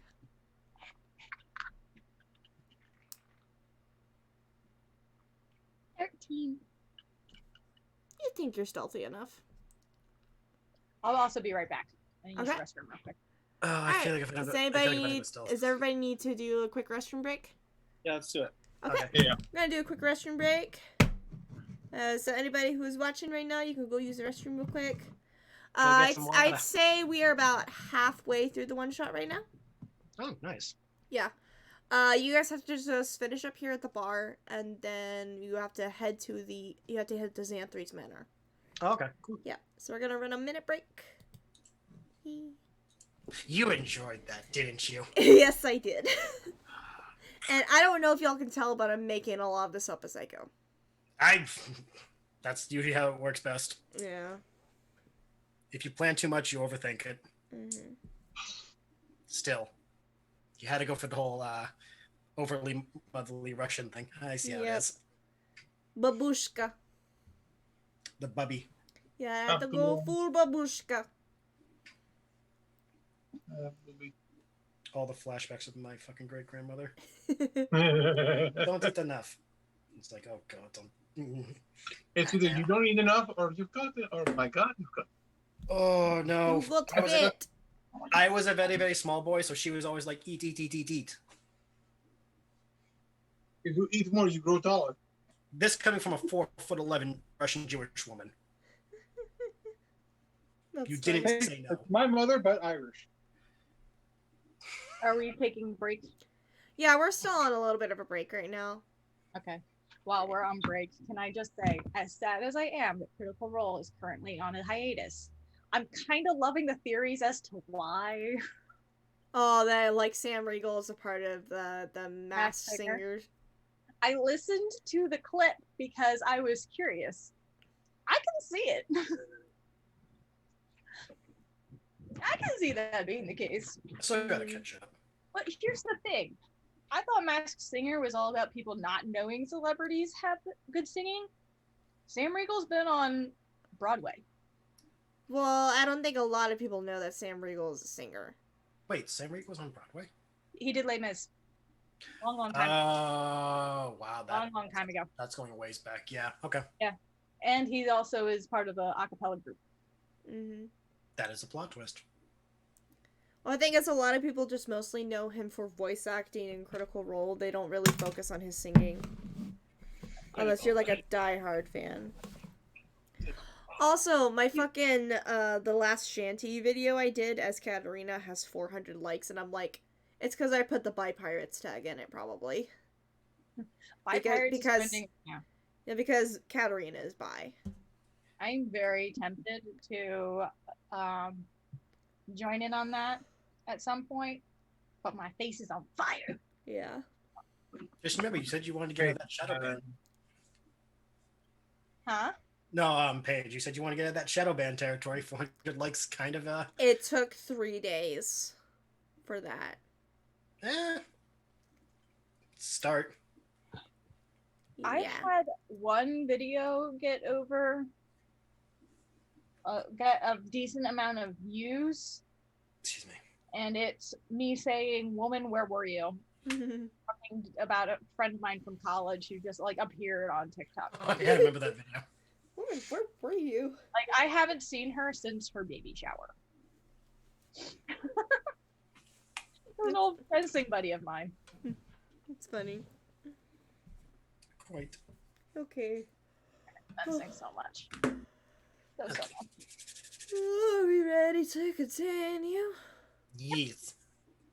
Yes. I will try to stay alive because we haven't even gotten to the final fight yet. Please stay alive, just in general. Stay alive. Alright, so Callie starts to descend down the spiral staircase being as stealthy as she can be. She thinks she's being pretty stealthy right now. What are y'all doing? I'm gonna follow being stealthy because God forbid her anger leads her to be not as stealthy as she hopes. Alright, roll me a stealth check. But I'll take up the rear. Okay. Jesus H. Mother. 24. Thank God You're for +8. definitely stealthier than Callie is right now. Here's my She has murder. problem. I have a plus 11. 7. Elysium, do better you than got you a then? I rolled a 2. Elysium, you got a 7.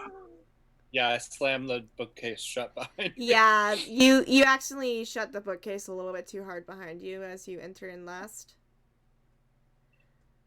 So, while whoever is downstairs cannot hear Alexander, or maybe even hear Callie, they do know somebody has entered. You guys continue your way down? Yep. Yeah, Callie's gonna try and like listen for whatever conversation might be happening at the bottom of the stairs, like before she's seen. Alright. But yes. Roll me a perception check. This is gonna go so well. No, it's not. 8. You hear voices? You were doing so well. You hear voices, but you can't make out what they're saying. They're kind of muffled.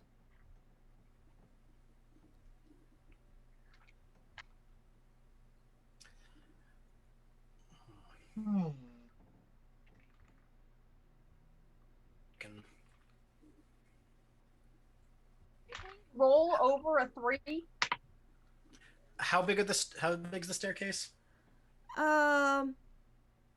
It's about 5 feet by 5 feet, so like one at a time you can all walk down. So I can't like scurry by her. Okay. No. Well, given that she's a halfling, you can try. She'll most likely stab you if you try. No, that's what I was like. If there was more room, that's one thing. But for this cozy, no, I'm good. I don't want to be pierced. Yeah. I like my life. No thanks. less. I choose life. Yeah. No one really cares for like that. shit the sloth. I feel like that's everyone's reaction when they see Callie. They're like, no, that's a bottle of rage in a very small body. And then there's Sierra who calls her out on her shit. Yeah, well, yeah. Because Sierra does not fear death. Sierra looks at the tiny, very scarred halfling who dresses like a pirate and acts like a pirate and goes, okay. Everyone else just sees a very tiny, scarred fucking halfling whose strength is 14. Yeah. She's fucking jacked. And Sierra just pat her on the head. Okay, we get it, Callie. Stop dying. Please. You haven't even gotten to the boss battle yet. Alright. Did Cole follow us down, or is him and Elysium still upstairs? Oh, Elysium No, followed you guys. Oh, okay. Yeah, I'm coming up. I'm coming in last, trying my best. Okay. Well, whoever is downstairs is aware that somebody's entered, and that's kind of why you can't really hear many voices now, Callie, because they've all kind of like lowered their voices. Okay.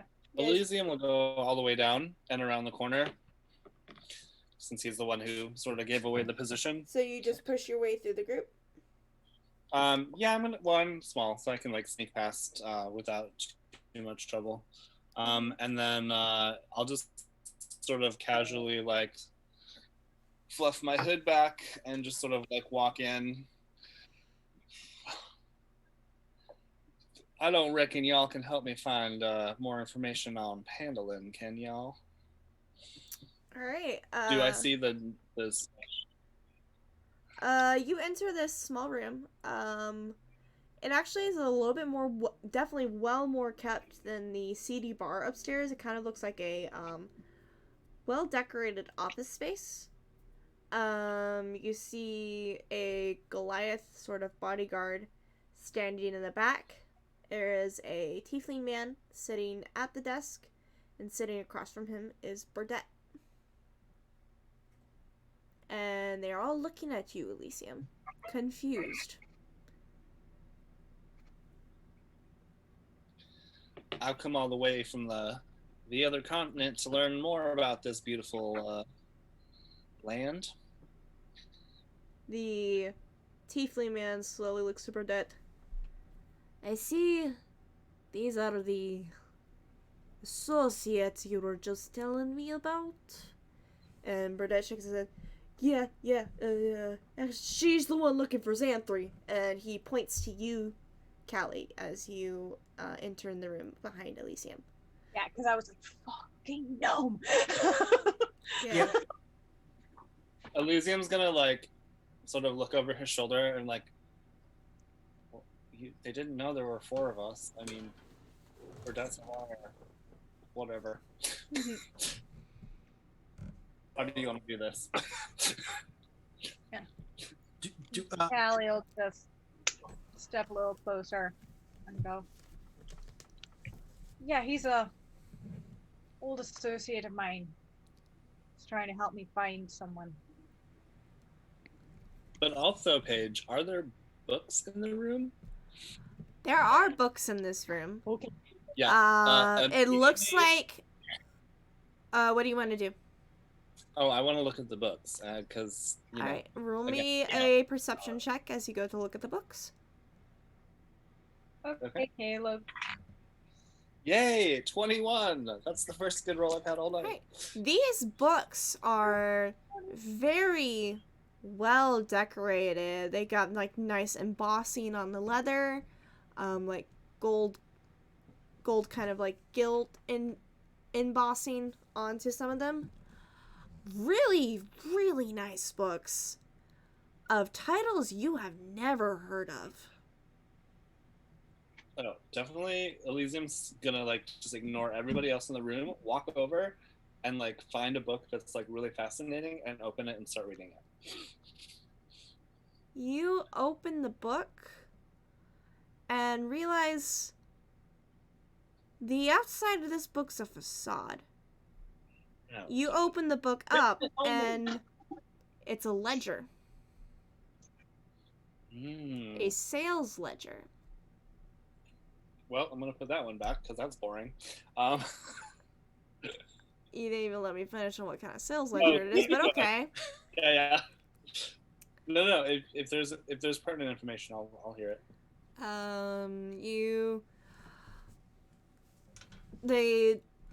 The three individuals in the room are like a little focused on Callie right now as you just walk by and pick at books to read.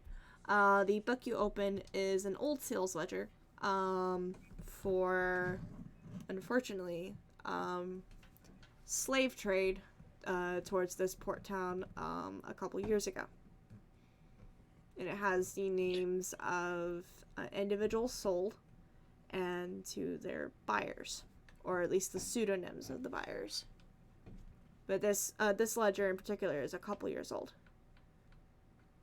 So it's old information, but it's a bit shocking information for you to read. You expected to read some old book of literature or about arcane magics, but no, you found a slave's ledger.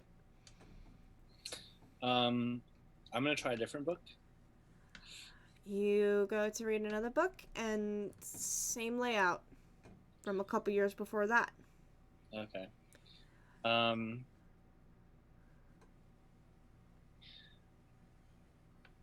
Well, hold on. I'm trying to find what my alignment is. You get the feeling if you look at more of these books, you're going to realize that this is just his collection of all of this tiefling man's different ledgers for the slave trade here in this town. Well, I do declare these are just gussied up ledgers, and I was hoping to get a good read on. You got a read on, but it wasn't good. Yeah.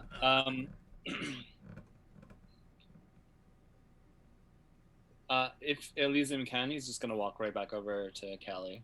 Okay, you can definitely do so. Burdette's looking anxiously between you, Callie, and the tiefling man, who's just sitting at his desk with his fingers like this. Is there a chair next to Burdette? There is. I'm gonna have a seat. Oh, Jesus Christ. Old associate, you say?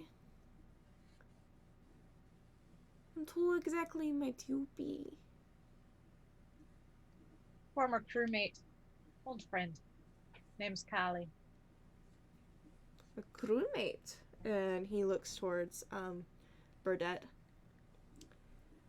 Interesting, we're only seeing her now. I thought you said the other two who worked with you, what was their names? Garion and Lucian were your only crewmates? There were a And couple others, just they were the only ones who managed to stay all the way here to Pendal. I've only just got here. well, I don't mean to pry, but I really do need to get a little more context onto why you are here in this fine town now, and why this poor sap here is looking like he's scared out of his wits.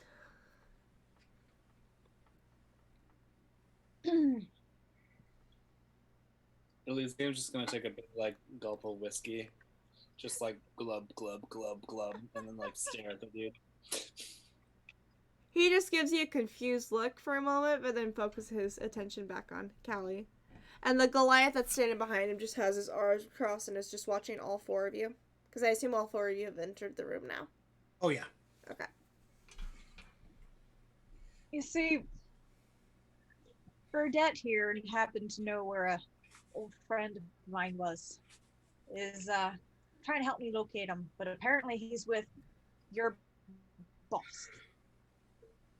What are you're saying Burdette here sold your friend to my boss? I didn't say that. Did I say that?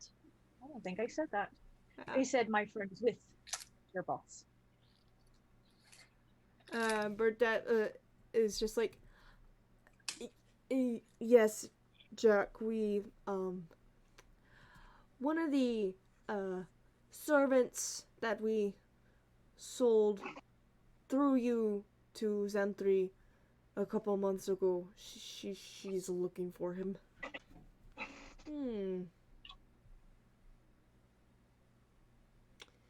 I can't say that the boss will be very willing to just let his new servant just walk away. But if you're just wanting to catch up with your old friend, just check in to see if it's okay, I could probably set up a meeting for you all. Better yet, you can just tell me where to find him. I'd love to catch up in person. Sooner than better. It's not that simple, lass. Xandri, they pride themselves on staying out of the public eye. And if your friend was purchased by him, then most likely your friend's working very close with him. It'll be really hard to just send you his way. I would have to set up an actual meeting between you and the person in question. Can't just send you to the estate. Does he not hang out at his estate much? Well, Xandri stays at his estate all the time. He usually just gives orders to me to do most of the business.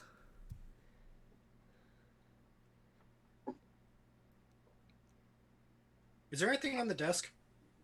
There's an open ledger on the desk right now. A quill pen, looks like a chest is sitting there. He doesn't have too much on his desk, just books and an open ledger, and then a chest. You assume it's probably a chest of gold. Alexander's gonna like slink between the two chairs and sit on the desk in a way that I want to try sleight of handing the ledger off of it. Roll me a sleight of hand. I will roll a perception for him. Ooh. That was either a good ooh or a bad ooh. Just remember, I have a plus 12 for sleight of hand. What'd you get? I got a 30. I rolled a dirty 20, so I rolled too low. He is a little too focused on Callie right now to know. He is concerned by you sitting on his desk, but he turns his attention back to Callie just as you, swipe the ledger. As I sit down, though, I kind of also want to look at Jack and be like, could we perchance trade my friend's friend for this sorry excuse of a pirate? Well, seeing as how Burdette works through us, I don't think we can really trade an employee for a... Sorry, I'm trying to think of the word. We don't really trade employees for merchandise. I understand that you gotta be, good business, but you might have realized that you're down 2 employees. We let this one live.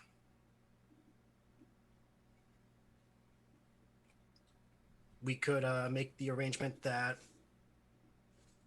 Small, angry, and obviously deadly will not harm him. If you just, life for life. That's all I'm saying. A dead employee is a bad employee. I would also be a bad employee if I let you just walk upon Xandri's estate. I didn't say to let us walk on. Just the idea. Callie shoots Alexander the worst fucking glare at the idea of keeping this asshole alive. He feels it burning into the back of his skull, but just tries to stay focused on Jack. And the gargoyle right that's currently staring at us. The Goliath. Goliath. Yeah. He kind of looks like a gargoyle. You can't really tell. They're both big and scary. I remember this one Colt was standing on the other side with like the edge of the door. Mm. He's kind of leaning back and kind of listening in case he needs to run in there and fuck it up. It's like, yeah, I'm not gonna let them know. Yeah. Should I roll persuasion for that little attempt, or should I just leave it at that? I'd say go ahead and roll me your persuasion. Just offhand, Elysium is watching Callie for any sign to like start engaging these people, but he is definitely like calculating which spells to use and Oh, I'm rolling impulse, and so far I've succeeded. I rolled a Yay. 13. 13. Yeah.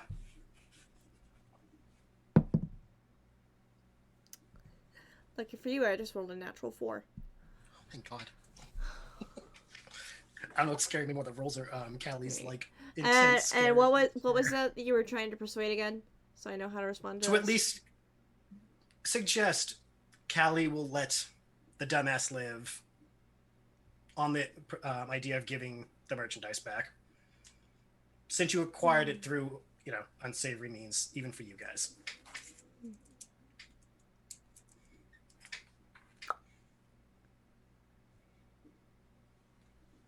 I can. No promises you'll get to talk with Xandri himself, but. Oh, I understand. Just figured a diplomatic approach is better than a bloody one. We are all business people, aren't we? Indeed. Well, I haven't had a visit in the estate for a while, so I guess all of you can accompany me. Excellent. So all 5 of you are coming. Hopefully, Xantri will be understanding, but no promises. They are not above letting bad employees just be offed. It's not good for business. Of course not. We would not want to upset them. Right. Omar! And he turns to the Goliath standing behind him. And the Goliath steps forward. Go get the carriage ready. And the Goliath just nods quietly and starts heading upstairs. We'll have a carriage brought around to the back of the tavern in a couple minutes' time. And we'll meet you all up there. Alexander will just bow his head and thank him graciously. He said all 5 of us, right? Yeah. So Burdett's coming. Yes. Yeah. Because from what he's presumed from Alexander is that Burdett will be going with you to show that he is still alive and that you will let him stay alive if this trade-off does end up happening. So he's y'all's insurance policy to meeting Xanthri. That's what I thought. Yeah. Yeah, Callie just kind of looks at Burdett, real gets like real in his face. He goes, I guess we're going upstairs then. He kind of winces.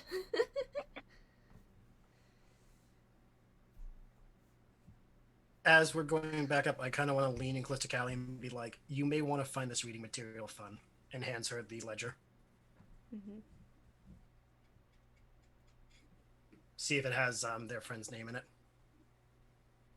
Yeah, when we get Do you out, take a look? Or anyone else they know. when we get outside, she'll look through it. All right. Follow them as they go. As you look through it, Kelly, it is one of the more recent ledgers, probably from this year. About a year to about 2 years ago, around the time that the mutiny happened. As you flip through, you do see Daniel's name is written into there, and that he was sold off to Xanthri from a seller just under the name of C. And remind me what happened to Duncan. Duncan and Ari, neither of them would have been involved in this particular sale. They would have been elsewhere because Duncan went the same place I did and then was sold from there. All right. So he's nowhere near here. Yeah. And Ari was returned to sender. Yeah. So she wouldn't have been in this either. Yeah. You don't see their names. You did skim through just to see maybe if there was any semblance or sign that they may have been passed on through here, through the trade. But you unfortunately do not see their names. You only see Daniel's. All right. That's a long shot. Yeah. Corcoran will only work with outside traders under specific circumstances. Yeah. Because he was part of his own book. Yep.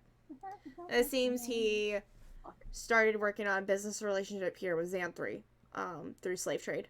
As you're looking through, you do notice the same initial every now and then for a different piece of merchandise is sold by someone called C. You can only assume that it's Corcoran. Alright.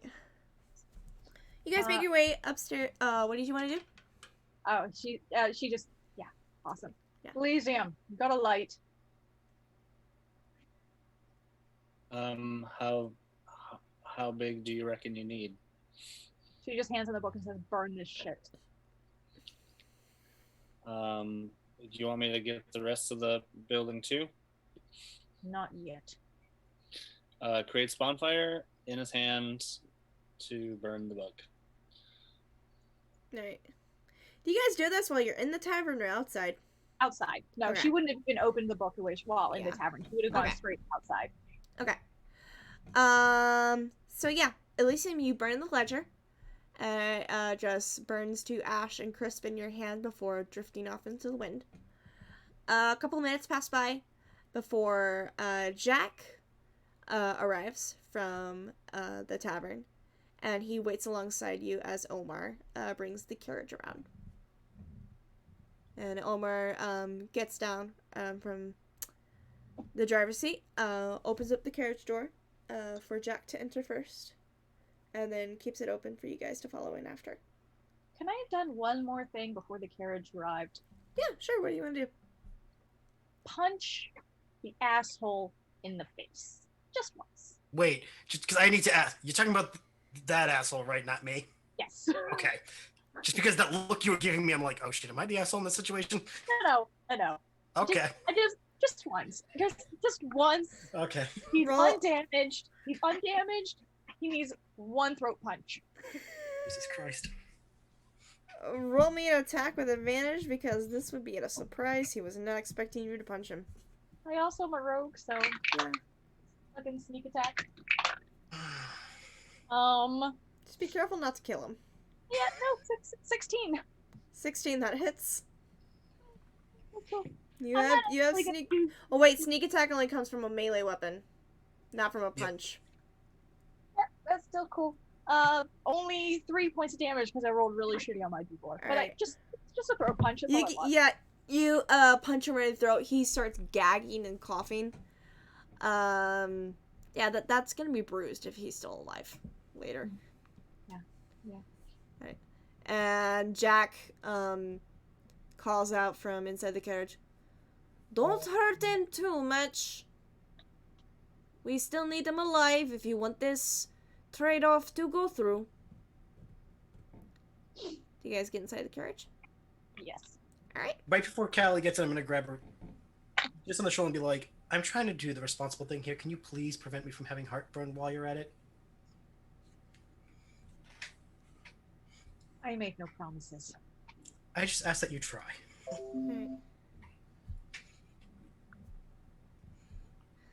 Alright. So you guys all enter the carriage. Omar closes the door behind you for resuming his spot on the driver's seat. Gives a quick snap to the reins, and you horses lead the carriage off through town. And out of town into the luscious countryside of Pendalin. I don't really know what this country fucking looks like. The ride does take about a good 30 to 40 minutes. And for privacy's sake, Jack has had the blinds of the carriage drawn down so that none of you can look outside and see That where was you're my idea. heading. Crap. Okay. He's taking you to see his employer, but he is not going to violate the privacy of Yep. where the employer lives. Just So- because I feel like I have to ask. What's the arrangement of everyone's seats? in the carriage? So Jack is sitting near a window. He's just kind of leaned, looking at it, even though the blinds are drawn down. I gotta say, Bardette's sitting next to him. Probably you're sitting next to Burdette, Alexander. What is this? Sitting across, Elysium is sitting across from Jack. Callie is sitting right across from Burdette, keeping her eyes on him. And Yeah. Cole is sitting across from Alexander. I want to see if that fucker ever has the balls to look me in the eye. Oh, after the pep talk that Alexander gave him earlier, he's not keeping his eyes off you.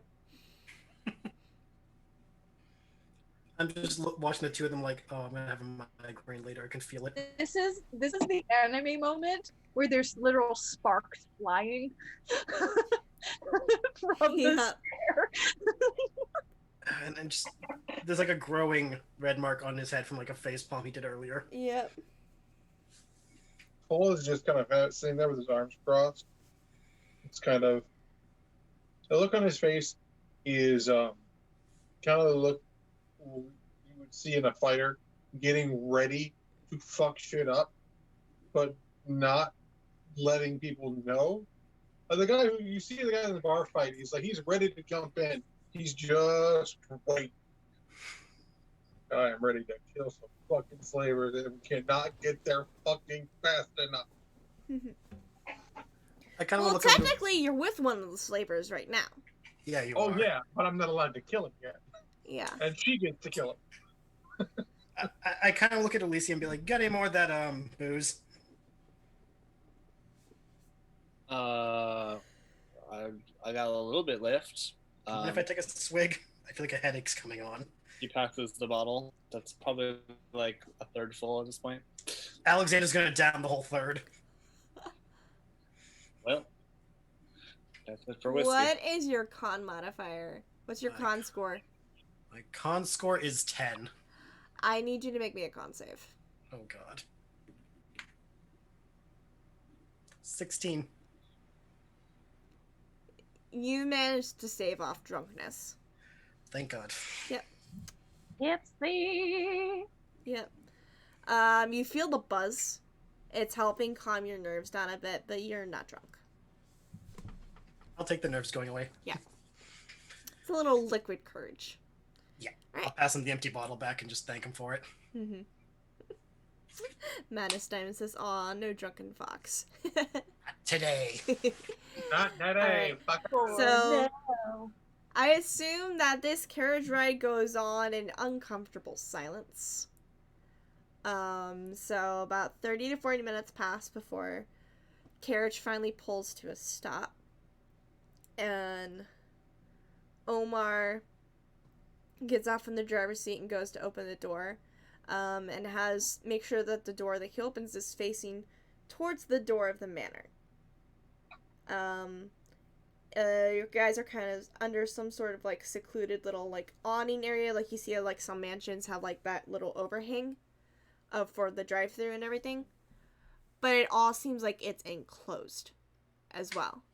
Like somebody opened doors into that overhang and then closed them, so you guys still don't really have any idea where you are. Fancy garage. Yep, fancy garage. All right, and he opens the door and waits for you all to get out. I'm gonna try putting myself between Bardette and Callie, even if it's just enough for like her to not impulsively reach out and strike him again. Mm-hmm. Just gonna kick him out of the carriage. It's fine. That's why I did what I just did.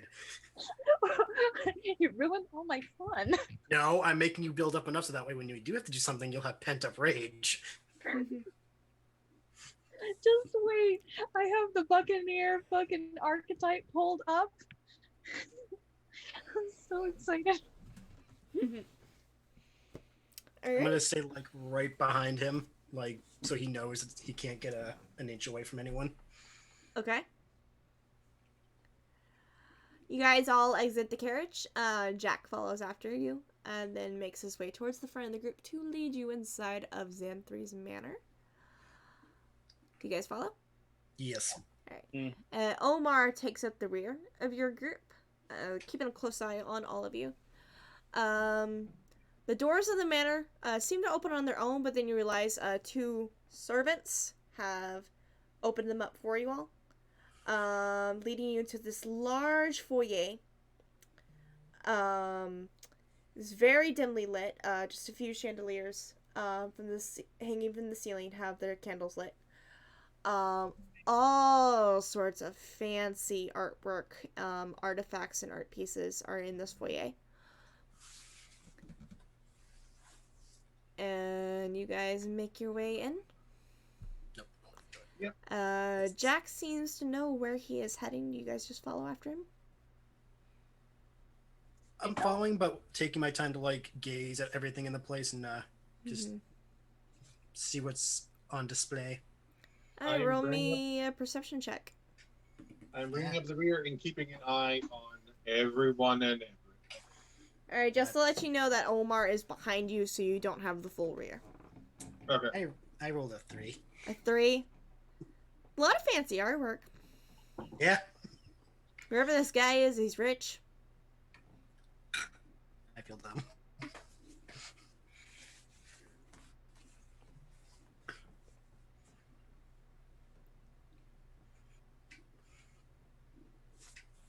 Elysium will also take a look around. Hey, roll me a perception check. 18 my perception check. Alright, 18 for Cole. You said perception or Yes. investigation? Perception. 22. Alright. Okay, for Cole, since you rolled an 18, you notice a lot of the fancy artwork and stuff. Really obscure pieces as well. Like, you don't understand why somebody would want to hoard sculptures or paintings like this. Elysium, with your 22, you notice a theme amongst all these art pieces, and like even just in like the motifs of like the columns that hold up the ceiling, you see eyes, and they are all positioned to seem like they're staring towards the walkway that leads you guys into the foyer. Just a bunch of eyes. Any of the eyes moving?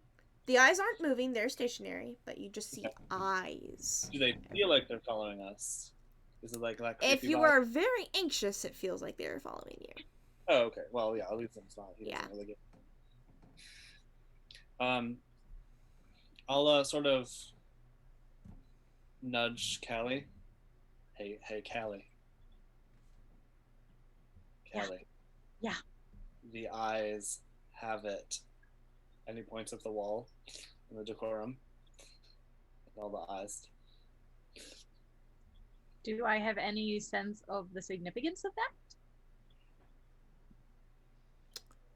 Roll me an intelligence check. That's gonna go fan-fucking-tastic. She is super smart. 6! You have no idea what these eyes mean. Yeah. Did I hear Elysium whispering that to Callie or no? Roll me a You would've said perception. it. Roll me a perception check to see if you overheard that. Oh, thank God, it's a natural 20 this time. Natural 20? Yeah, you Yes. definitely heard that. I love the back and forth of these rolls tonight. This is just like amazing. He's gonna kind of look around, notice said eyes, and suddenly be like, "Oh, great! I feel a little less confident than I did earlier." Would I notice the significance? Roll me an intelligence check. 13. I mean, you know of certain creatures that wield many eyes.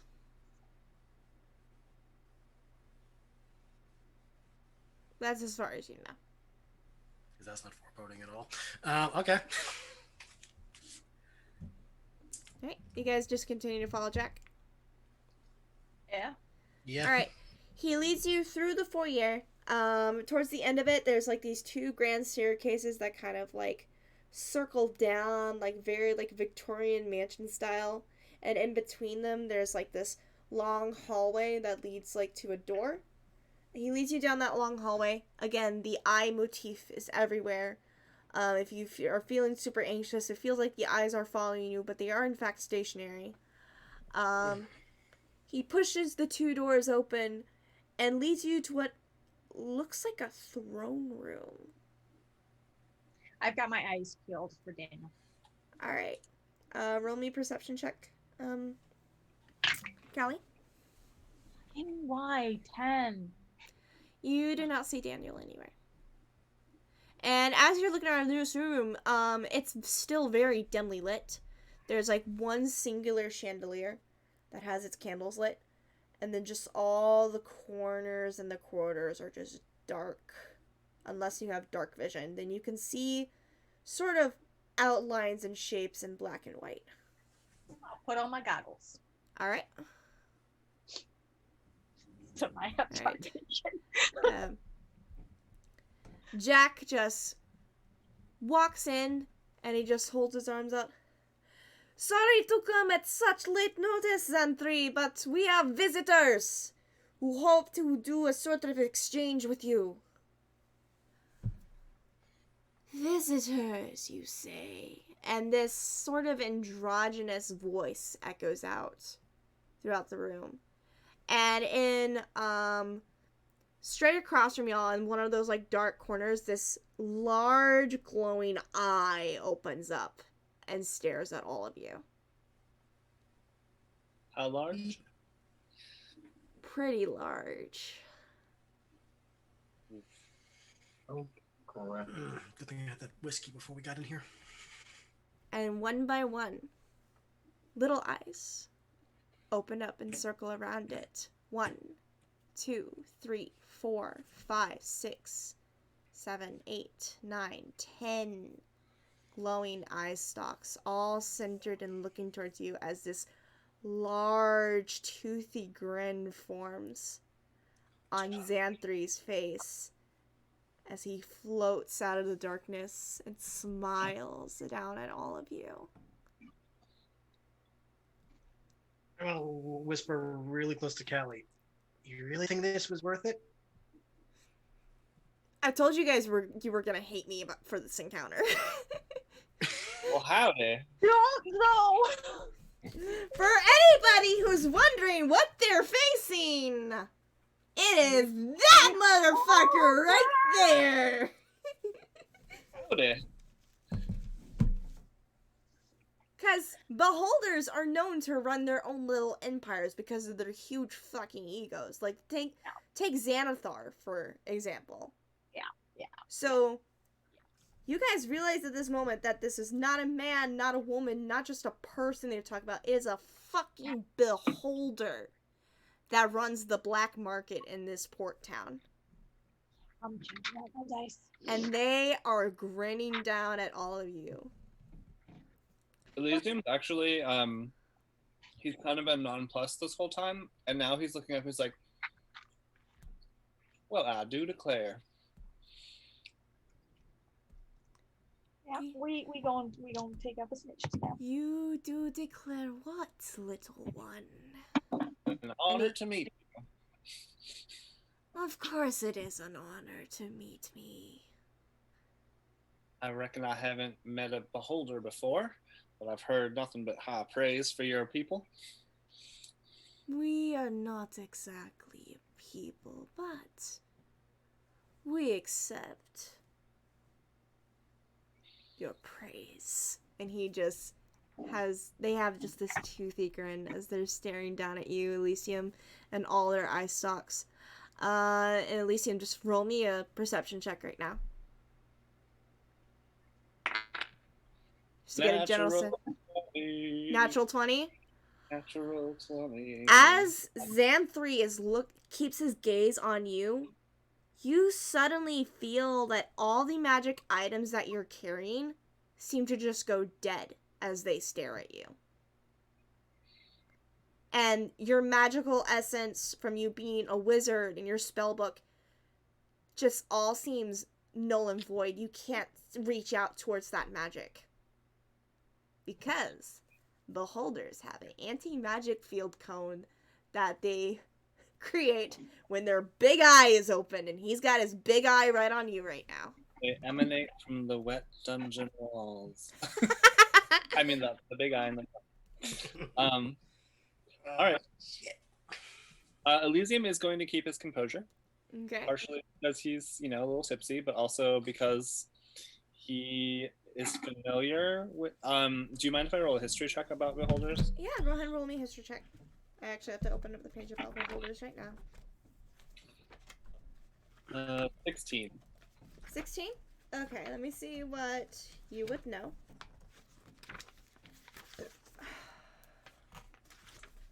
I had to deactivate all my magic items. So, what you know about beholders is that they are particularly very dangerous towards magic users because of the anti-magic field they can produce with their singular eye. What is also very dangerous about them is the 10 eye stalks that they have. Each of them shoots out a particular ray of magic that one can either charm you or another can just disintegrate you. So what you know about these aberrations is that you really don't want to fuck with them. Nope. But they are very arrogant, very egotistical. And even though many beholders exist, each one of them personally believes that they are the best of the best. They have huge egos, and because of the egos, they'll end up running large empires or syndicates just to keep boosting their ego and their power.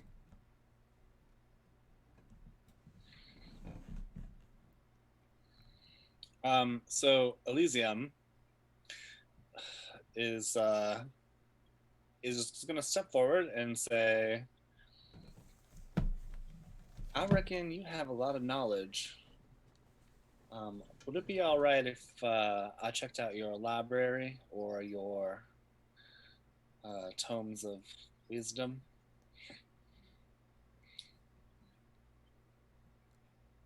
One second, I'm trying to think of what their response would be. Alexander just mouths to himself, balls on this one. Yeah. Very curious little gnome you are. It's been my life's work to learn everything I can about everything I can, but you have to have a little fun too, am I right? Oh, we love to have fun here. We love to have fun in this town. Sorry, I'm just watching Sarah Sarah just wants to stab me right now. having a meltdown. We're here to free a slave, and you're asking about books. What? We can discuss knowledge later, though. We were told that a trade was asked for. Yes, trade. That was true. We did ask for that, sir. Madam? You may call us Xanthree. What would you prefer we address you? You may call us Xanthree. Xanthree it is. See, you've acquired my associate's friend here in a bit of a, shall we say, dubious situation. Your employee may have fudged some things, and we hope to rectify it. An employee of ours fudging things up, you say? And they turn to look towards Jack and Burdette. Well, now that just won't do, will it? And Jack nods his head. Yes, mighty Xanthree. We are hoping we could probably fix the situation at hand. Is Daniel home right now? Yes, he's in the back room. Do you want us to bring him out? It would be appreciated immensely. And Xanthree's grin just widens, and They just look towards the door. And the door opens up. And Callie, what did Daniel look like the last time you saw him? Oh no. You're muted right now. I know. Mm-hmm. I mean, he's a halfling. Kind of on the skinnier side, but he was getting better because it's been a few years since we found him. He's about 17, soon to be 18. Mm-hmm. Mousy brown hair, gray eyes. Nice kid. Mm-hmm. Right, so, Daniel does walk through. His hair's gotten a little bit longer and shaggier. He has lost weight. His eyes are a little sunken in. Instead of like a nice bright gray, they're a little dull. And he just looks nervous.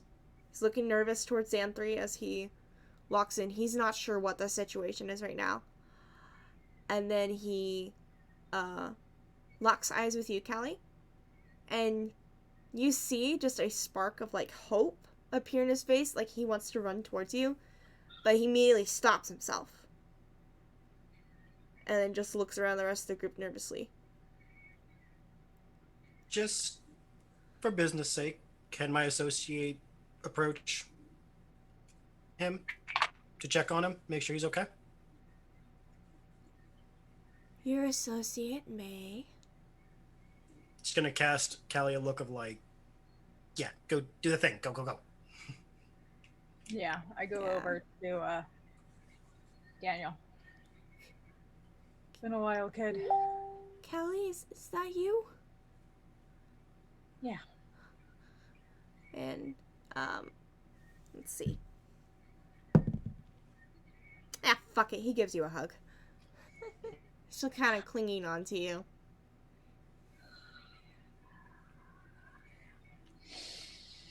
What are you doing here?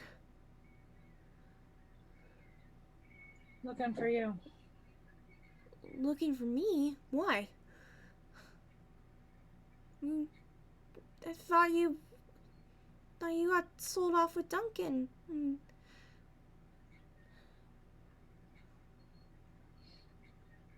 How did you get here? A lot of blood and broken bones. That would be you.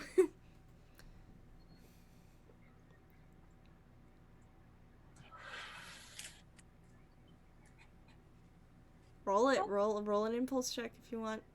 Yeah. Oh no. How close Huh? how close is Xanthri? Oh god, no. Oh god, no. Xanthri is about 5 to 10 feet away. They're hovering very close and actually watching the two of you interact. Oh god, no. Oh god, no. Yeah. Okay. I just completely failed that impulse check. No. No. Yeah, it's fucking happening. It's fucking happening. She's just gonna smirk at Daniel, Oh no. put one of her two rapiers in his hand, and say, run.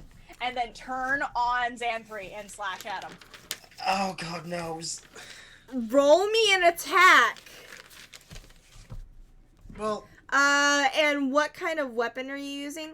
Is it magical in any way? It's a +1 rapier. Alright, because you are slashing right at Xanthri, right in their eye is open, you do not get the +1 because the magic of your rapier has been negated. Yeah, I figured. That is still 15 plus 7. 15 Math. plus 7. 22. Yeah, that hits. Roll me damage. All right.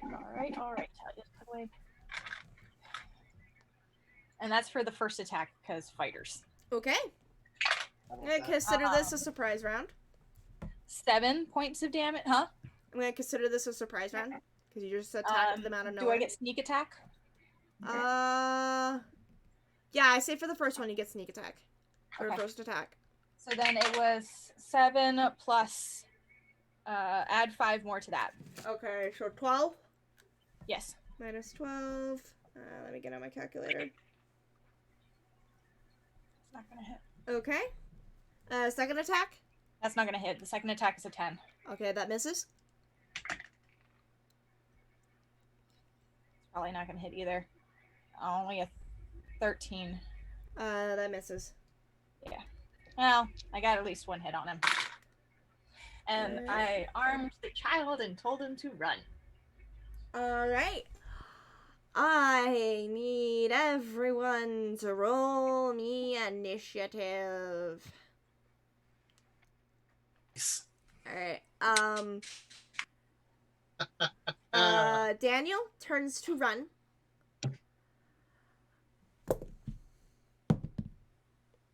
Burdette turns to run as well. But Jack and Omar are staying behind and they are drawing their scimitars. Okay, so I need everybody to roll me initiative. 18. Okay, 1 second. Dirty 20. 1 second. I apologize. But Callie has been well behaved up until now. It was a Good. natural fucking 1. Oh There is no way I could pretend that that wasn't a fail of my no! goddamn control. I don't blame Alright. Cole. He's not upset. Alright. I'm only like a twinge upset because I had a plan and I literally just went through the made a plan, execute the plan, expect the plan to go off the rails. We're throwing away the plan. Alright. Elysium, what did you get? 16. 16. Alexander, you got an 18? Yep. Okay. Elysium. Alright, Xanthri only got a 7. I gotta roll for Jack and Omar now. He chunky. And I got a 14. Huh? 14. You got a 14? Yeah. Okay. I half expect Alexander to be like, I had a goddamn plan! No, it's more like, you know what? Okay, we got this far peacefully. I got too much more than I thought. Okay. Why am I following these chaos goblins? Alright, Jack also rolled a 7. But he's gonna go before Xanthri because he has higher dex than them. Omar rolled an 8. So it's gonna go Cole, Alexander, Elysium, Callie, Omar, Jack, and then Xanthri. Okay. Surprise round is over. Top of the round, Cole. You watch as the halfling boy Daniel takes a short sword from Callie, but immediately starts running away. I say he's far enough away from Xanthri that he does not provoke an attack of opportunity. But you also see that I was in between the two. yeah, you also see Burdette is trying to run away. And you are close to Burdette right now. But what would you like to do? Okay. So, am I currently within the cone of no magic? No, the cone is, well, the cone is a 150 feet. Callie is in dead center of it right now. And I would say you're right on the outskirt of it. You are the only one, aside from Omar. You and Omar are the only two who are not in the cone right now. Okay. I wish I had a map and everything that I could actually map this out, but I'm trying to do everything in my head. Okay, I'm trying to think in my head. So you're Daniel, and over here, I don't know if you can see me. I don't know. You're Daniel over here. We have Running Man. Is there an angle I can be at where I can, if I were to use a conal attack, I could hit the Running Man and maybe the other two without hitting Daniel? Unfortunately, no. Because they're all kind of, you are all kind of clustered together right now. Mm-hmm. Running Man's in the wrong way. Yeah. Yes. Well, if this kills him, I do apologize in advance. I don't think it'll kill him. I look at the Running Man, and I am going to, since I can still cast magic, I'm going to cast Maximilian's Earthen Grass. Ooh, Ooh, okay. This sounds bitch fancy. ain't going nowhere. No He way. must pass a DC 15 strength check. Okay. He's just a regular bandit, so his modifier is +0. That's a 3. So he fails. Okay.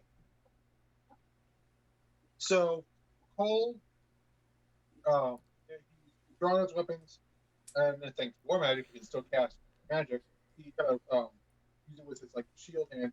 He raises his hand up, the floor kind of crackles up as a giant like clawed, almost draconic hand reaches up out of the ground and grabs him and just squeezes, Okay. keeping him in place. And I will be doing is two. I think the first intent is 2d6, Okay. and then another 2d6 if I choose to squeeze him afterwards. Okay. Ooh, that is a 9. 9. 9. It is 9 bludgeoning damage, Okay. You and think? he is restrained. Okay. And I will then since he is stuck there for a minute, I will turn and face the other two, Goliath and the mob boss. Alright, Omar is closest to you. Face the Omar. Alright. Anything else you want to do for your turn? Real quick. Yes. Well, I can still do it. I'm going to look down at my sword. I'm going to grin as I will bring it to my lips and say smolder as the blade ignites in flame. Alright, so you cast a bonus action spell? Bonus action, flame tongue blade. Okay. So you used your action for the Maximilian hold, and then your bonus action to activate Flame Tongue. Yes. Alright. And you're facing Nomor. That is I would say that's the end of your turn now. Yes. Alright. Up next is Alex. Alex, you are somewhat between Xanthri and Jack. Okay. You got about 10 feet away from Xanthri, you're about 5 feet away from Jack. Oh, that's actually perfect. Yeah. Okay. I'd like to use my whip to try gripping and holding Jack from going anywhere. Alright. Since he knows. I'm gonna have you go ahead and roll an attack first. See if you hit him. Yep. 17. Yes, that hits. Roll damage, and then I'm gonna have you roll a strength check to see if you can grapple him with it. Because of how everything's situated, would this be considered a sneak attack or no? I would say Elysium is within 5 feet of Jack, so yes. Okay. So then that means I do the thingy. Where's the thing? There it is. Do I just do the 4d6s or do I do the normal damage then the 4d6s? It's your normal damage and your 4d6. You just add your sneak attack onto it. Okay.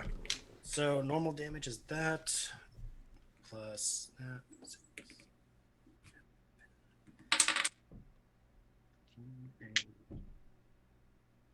19. 19? Yep. Okay, let me do some math.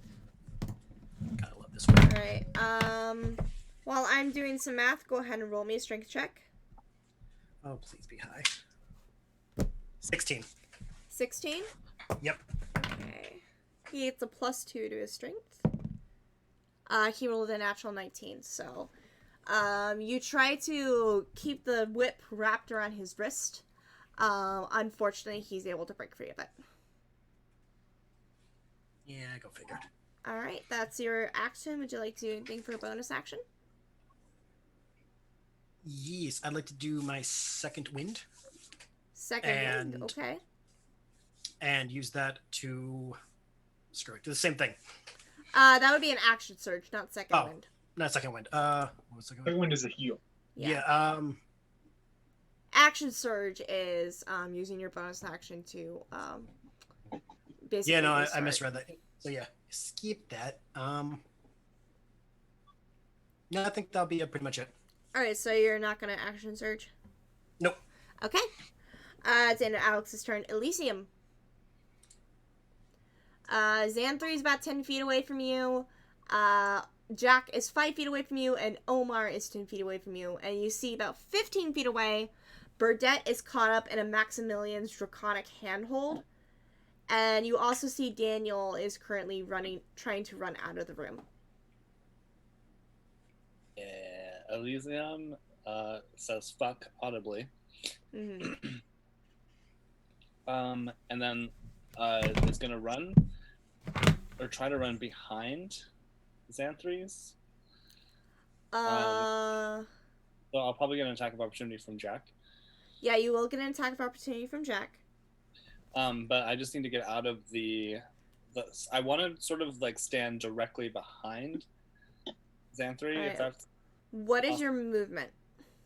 25 feet.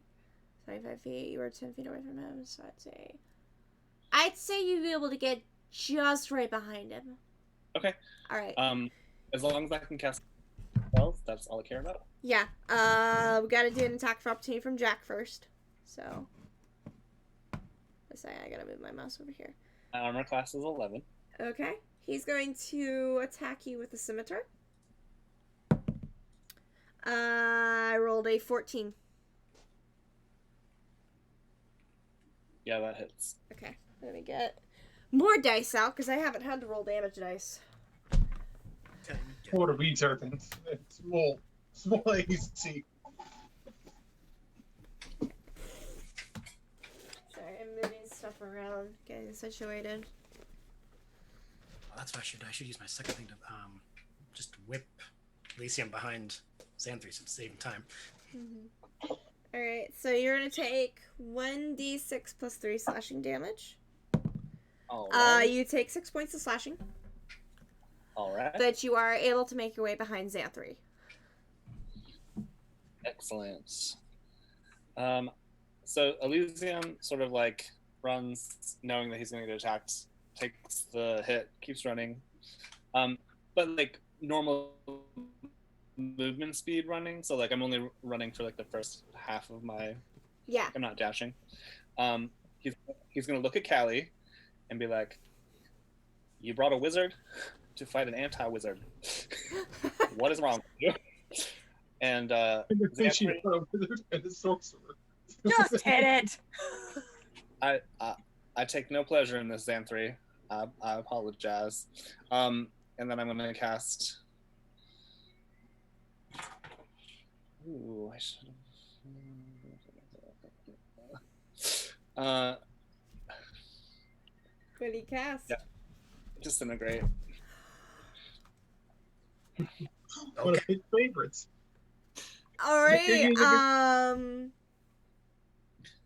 I would like to point out that the fucking thing also has disintegrate, and you're giving him ideas. Yeah, you should have brought that horse out before you hit all the carrots. I don't know. Alright, so what happens with disintegrate again? A thin green ray springs from your pointing finger to a target that you can see within range. The target, blah, blah, blah. They must make a dexterity saving throw. On a failed save, the target takes 10d6 plus 40 force damage. The target is disintegrated if the damage leaves them with 0 hit points. Alright, so I have to make a dex save? What is the DC I'm trying to beat? Hold on, I have to activate my equipment again. Oh god. I just, So at maximum, you're looking at 106 HP. Jesus. 10d6 60. plus 46. 40. Oh, 40. Okay. Yeah. So it's 100. 100. Yeah, that's fine. Average. Just stating it. Callie, you have any regrets yet? That's max. I'm just saying. Callie's all instinct. I mean, The DC, sorry, is 17. 17? Roll low, please. so on average it's 15. Yes. So I failed. Full damage. 7. Average of 70. Oh. Okay, let me just. This is gonna take a second. I will be back while you do that. Okay. Hurry up, Callie, because you are on deck.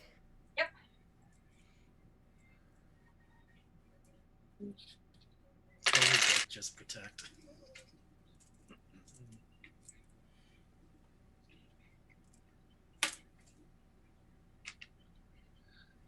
So they take 80 80 damage. 80 damage, Okay. but that's also my level 6 spell. Okay. Um, They don't Eh. like that. I would imagine they don't, but they're also attacking that. Yeah. Well, They haven't attacked yet. Callie just stabbed them out of Yeah. nowhere. Yeah. Son of a bitch.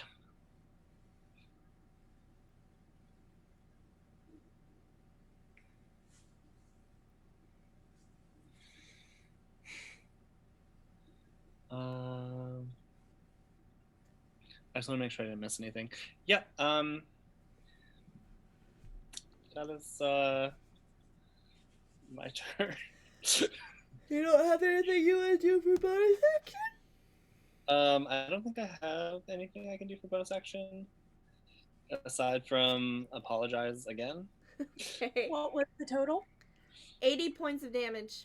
Shit. It's still up. Yeah.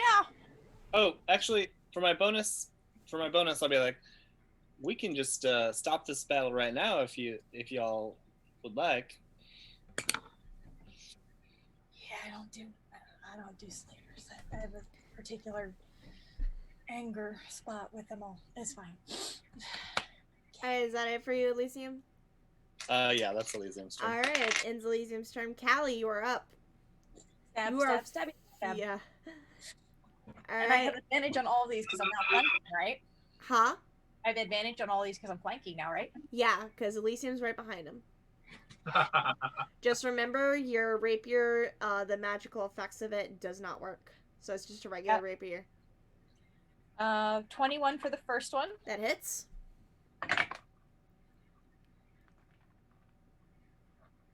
There's a prepared blindness. 24 for the second That one. hits.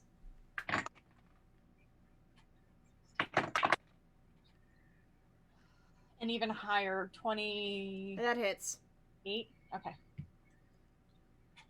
And we get sneak attack on the first one.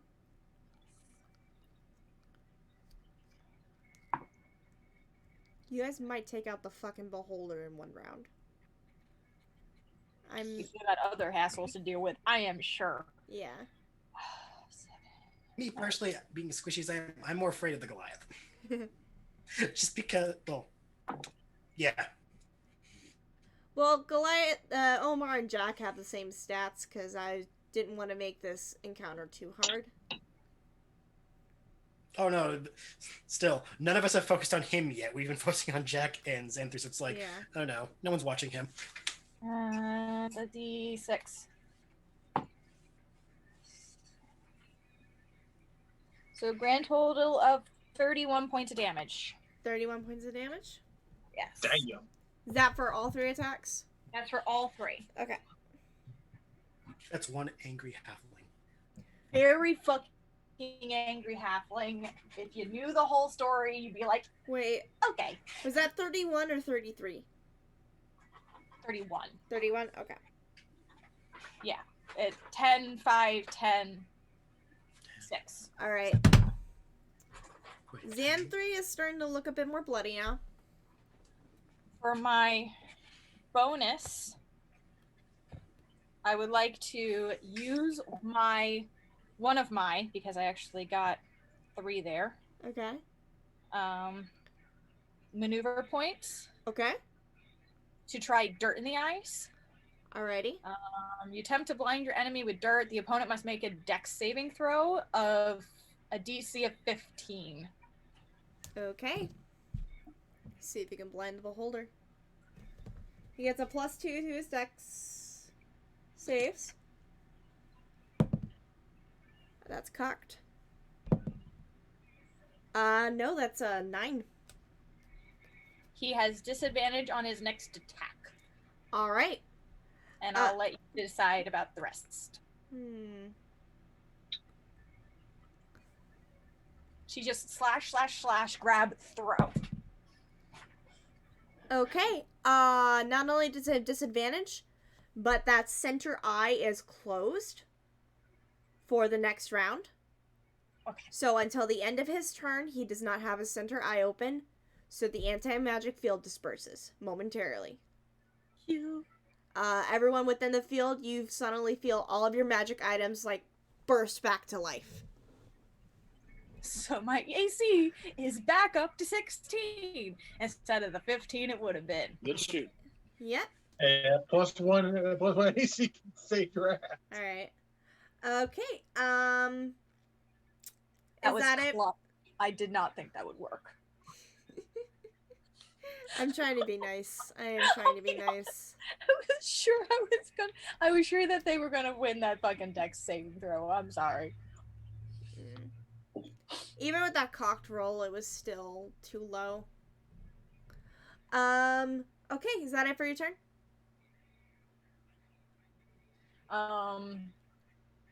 As long as I'm still like body in front of where small child is running.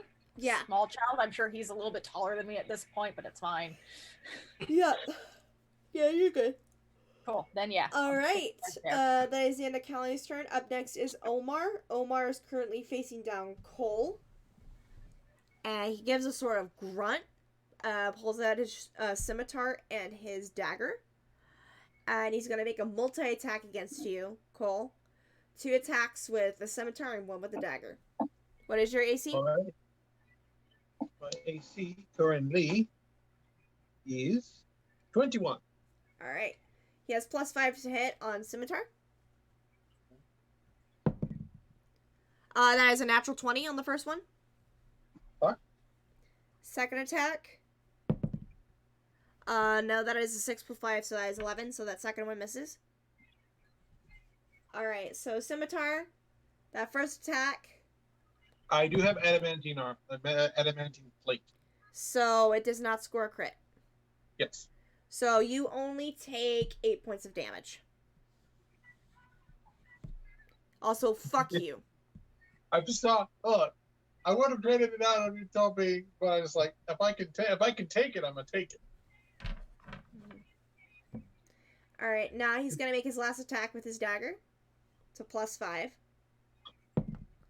That is a natural 1. So, as he goes to swing at you with the dagger, you are able to dodge out of the way. He stumbles and he drops the dagger. Oh, I hate to see that. Yeah. Yeah, that is it for Omar's turn. Up next is Jack. Jack is just kind of like, what the fuck? At the situation that just happened. He's gonna look over to you, Alexander, because you're the closest one to him. And you whipped him. He's like, what the fuck? And he's gonna do the same multi-attack against you. 2 with a scimitar, 1 with a dagger. Yay! So, first attack. That is a 9. That misses. Yeah. Second attack. That is a natural 20. Yep. Are you wearing adamantine armor? Nope. This is gonna hurt then. Yep. Just a little bit, though. You only take 2d6 plus 3. I'd share if I could, bro. I'm a little proud That is... I rolled a 6 Okay. on the first one. Second one, I rolled a 3. So you only take 12 points of slashing damage. Yeah, 12 points of slashing damage. Okay, and then last attack is with the dagger. That is an 18 plus 5. I assume that hits. Oh yeah, that hits. All right. Oh yeah. You're going to take 1d4 plus 3. That's a 4. Plus 3 is 7 points of piercing damage. Okay. You okay? Yeah, I'm good. You good? Yeah, I'm good. Okay, that's his turn. He's staying right where he is. Alright. Omar. I'm a little proud of myself now, if you look at the group. Alright. Because, I'm gonna cast a very death glare at Callie for that. Okay. Cole could not Oh, be happy. Oh shit, I forgot this motherfucker has legendary actions. Next round's gonna be interesting. Oh god, you forgot about that. I forgot about those.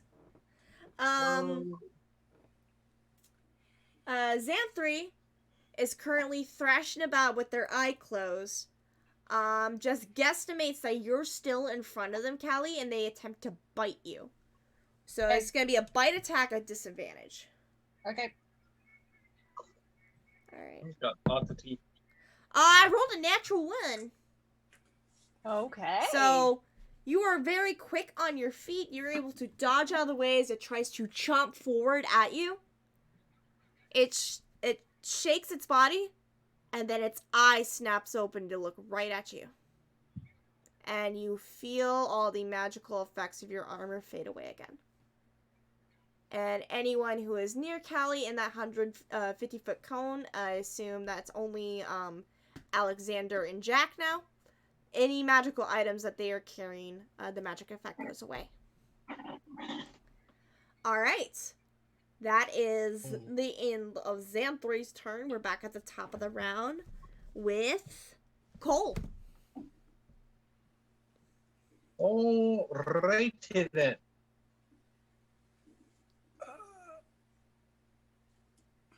Slightly proud of myself as to what's happening right now on my dice tray. There's now 2 tiles. Okay, I get 2 attacks. I am going to hit this large man with my flaming sword. Hit him with your flaming sword. With a flaming sword. That's a 22 That hits. for the first attack. 21 for the second attack. That hits. Roll me damage. Okay, we'll roll the slashing damage first.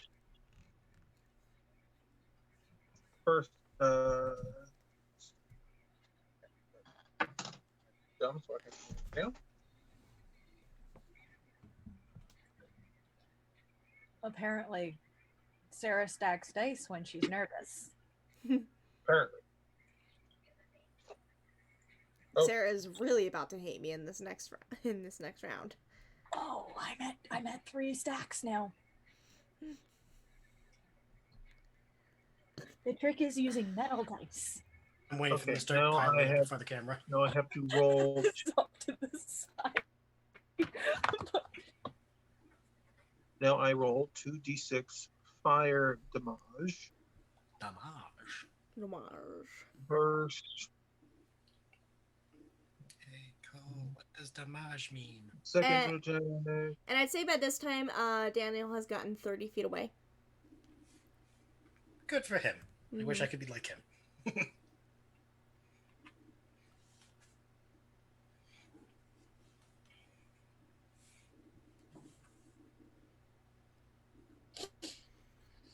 How have none of you fallen? Is 31 damage. No, 32 damage total. 32 they- damage. There's 11 slashing the first, 7 slashing the second, and I rolled 2 sevens 2 different ways on my fire. All right. You took a good chunk out of him, But he's still looking pretty good, so he's still up. I'm going to action surge. Alright, go ahead and roll me those attacks again. I will roll them as attacks.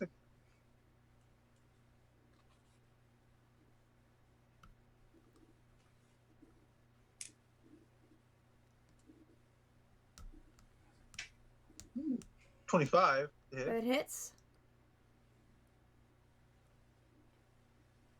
and a natural 20. That hits. Great, now I have to do more math. The mortal enemy of the Nad. Math. A curse for doing okay. this Remember time. to double the damage dice. Yes. I made them to spread out. I don't have room to make any more towers in the tray. That's quitters talk. I'm gonna knock them all over. I believe in you, Kylie. I'm so nervous. Can't imagine why you'd be nervous. Because my freaking bean is too impulsive. It went all out on a beholder. Ugh. I believe those impulse dice need to go into prison. Yeah, this is the last run shot I'm ever running. Because I That caused is- too much stress. No. It's no, it's Ooh. amazing. It's amazing. I'm just like, Callie is an idiot. So I'm keeping true to her.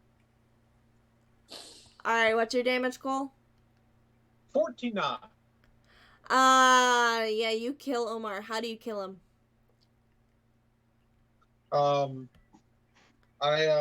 After blocking his attacks, I first slash down his legs until he kind of falls, and I come up and then we go ahead and slice and stuff. Alright. Not 20. Yeah. His head falls to the floor and slowly his body crumples afterwards, and Omar is now dead on the ground. Anything else you'd like to do in your turn? No, I think I've done enough terrible things on my turn. Thank you. Next. Alright.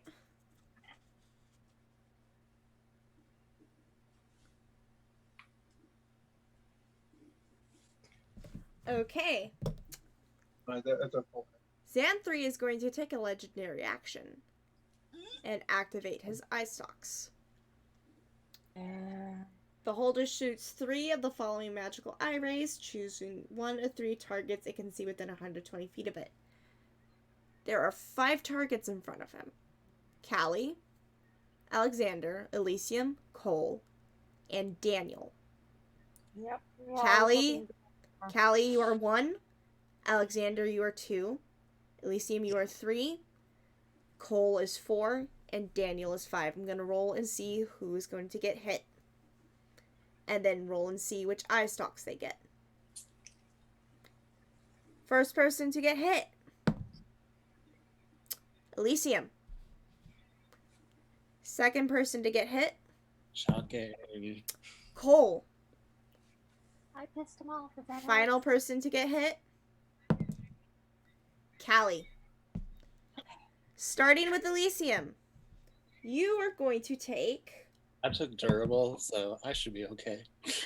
a fear ray.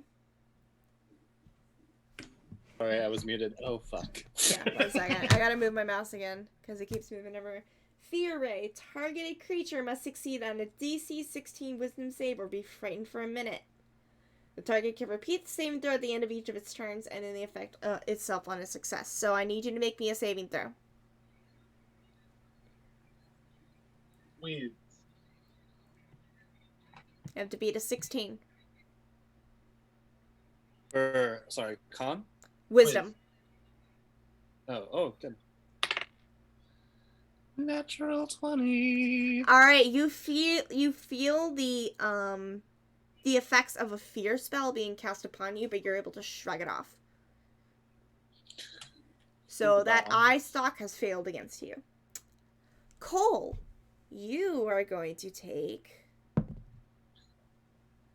a paralyzing ray.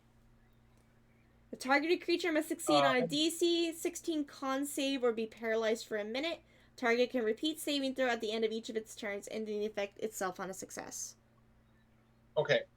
When he's firing this at me, am I within the cone? No, this is an eye ray. Okay. I'm just checking because I have my mental gives me advantage on saving throws against spells. All right. Yeah, so you'll have advantage. You have to make a con save. You have to beat a 16. Ooh, that's one of my good ones.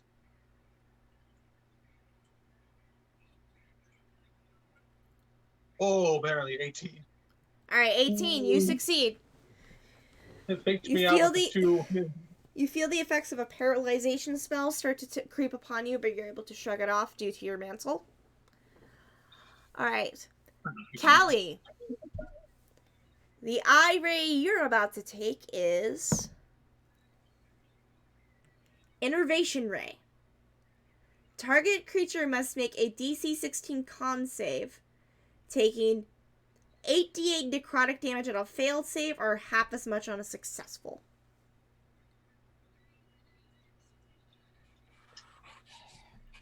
I have to get all these d8s out now. Con Yes. 19. Alright, so you succeed, so you're only going to take half damage. Okay. Innervation Ray is one of the worst. Yeah, Like, right up there with Disintegration and Death Ray. I really thought I was gonna have to use Indomitable from the start. Yeah. It is a meaty chunk of damage. It is. Oh god. All those clacks. Yeah. Like a doom. One second, I'm going to do some math real quick. Hey, Plaque is whack, yo. I'm happy it's me and not the kid. Plaque is whack, yo. Put that on a fucking t-shirt. I'm not sorry. Piles of damage dice. No, in the just the picture. DM's hand Black shaking one. the dice. Don't even show the dice. Clack is whack, yo. Could easily make a shirt with the dice though. Callie? Yeah. You take 38 points of necrotic damage, halved, which is 19. 19 points of necrotic damage. Oh, that's still not nice. It's not nice, but she's meaty. Yeah. And Peachy fighting. enough, then. That Meaty is and the fighting. end of Xanthri's legendary action. Up next, Alex. You still have Jack in front of you. I do. Just before I decide it, do I know where the dagger Omar dropped is, or is that not be something I would have You noticed? are too far away to see it. Okay. Damn it. All right. Based on where I am, what's the angle on Xanthri? Just curious. You're within their cone of anti-magic. Okay. You are about 10 feet away from them. Okay. And you have Jack in front of you 5 feet away. Okay.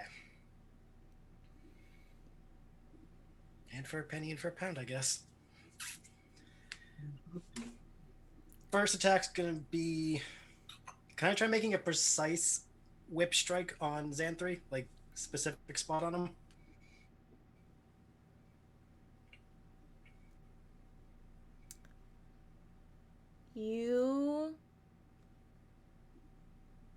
What's your plus to hit? My plus to hit? Yeah. Plus to hit. For the whip, it says +8, I think? +8? Yeah. Alright. You would have to make, I would say, a 16 or above on the die itself to get a precise hit. Okay. You're calling your shot. I know. Most DMs say you have to make a nat 20 on called shot.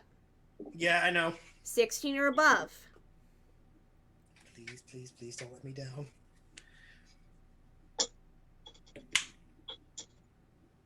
$17! Alright. So you make your precise hit. Going straight to Go the ahead. sky. Going straight for the center eye? Uh-huh. Are you attempting to blind him? Yep. First, I need you to roll me damage. Okay. Does this count as a sneak attack or no? With Callie and Elysium, on 5 feet away from him, yes. Okay. And then I'll probably have him make a con save.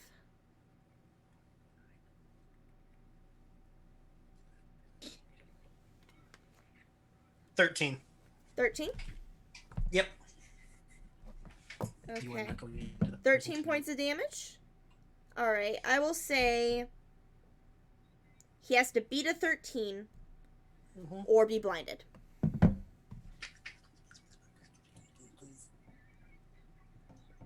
And if he's blinded, I'll have him be blinded for 10 rounds. Yep. Cool. Unfortunately, he rolled a natural 19. Okay. I'm sorry. Nah, that's good. That was good though. That was Yeah. a But good it hurt try. though. The way I do with cult shots is that based on the amount of damage you roll, they have to beat that damage roll in order to make a save. No, that's fair. All right. Um, Anything else you want to do on your turn? I want to do action surge, Okay. and this whip shot's gonna go straight for Jack. Okay. Go ahead and roll me an attack. That is. And in the meantime, Burdette is just still stuck in the clutches of Maximilian's paw. He's not going anywhere. He's not struggling to get out of it. I rolled a 12. 12, unfortunately, that does not hit. It's fine. I got the Alright. eye. I'm okay with that. Alright. I made him angry. Xanthri is not happy that you tried to take out their eye. Don't make such a big target. They are going to use their second legendary action of this round. Crap. It's going to be 3 eye rays. Let's roll to see who's getting hit. Alexander. Yep. You're going to get a second one, Alexander. Okay. And Callie. Okay, see, I'm right there. It makes sense. All right. Honestly, I usually re-roll if somebody's already gonna take the hit because you try to find him. They're saying fuck you. No, I deserve All it. right, Alexander, the first ray you take, petrification ray. Oh shit! We don't have clerics.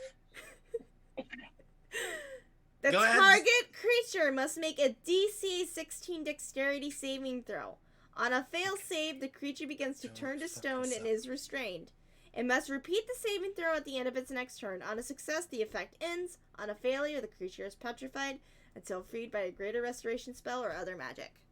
So, Don't- if you fail the first time, Mhm. the process starts.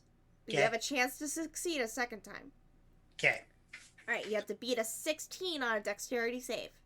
Don't fuck this up for us. And you become restrained. You're a rogue, you should have high dex. 16 you said to be? Yeah. You can do it. I actually got a 16. You beat it. That's why I was like, I'm so scared. you think I was? You think you? There's zero clerics. Yeah, that's why I butt clenched the paralyzed ray because the digital dice teetered on a 2 and then flipped over to the 12. Like, oh, Alright. You're not out of Thank the you for woods that yet. before. You're not out Yeah, of the woods I know. yet. my- Because your second ray you're about to take. Sleep ray. Targeted creature must succeed a Yeah, I DC mean, that's not that 16 bad. wisdom save or fall asleep and remain unconscious for a minute. Just a quick question. You're not immune to magical sleep, are you? As Elves a and variant. half-elves. I'm not immune to those okay. things. So you have to beat a DC 16 wisdom save or fall unconscious for a minute. You will awaken if you take damage or if another creature uses an action to wake you. Okay. Alright, DC Okay. is 16 and it's a wisdom save. Yeah. Well, there goes my luck. What'd you get? A 3. And what's your saving modifier? That was with the saving modifier. Oh no. Anybody who can see Alexander watches as he just flops to the ground and he starts snoring. He is unconscious for a minute.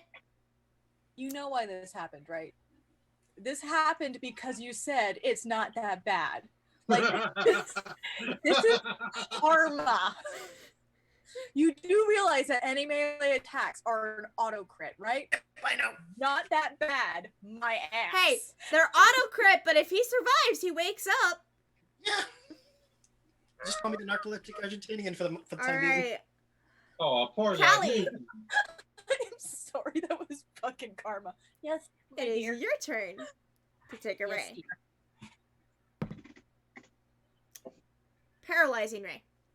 You need to beat a DC 16 con save or be paralyzed for a minute. If you do get paralyzed, you can reattempt the save at the end of your turn.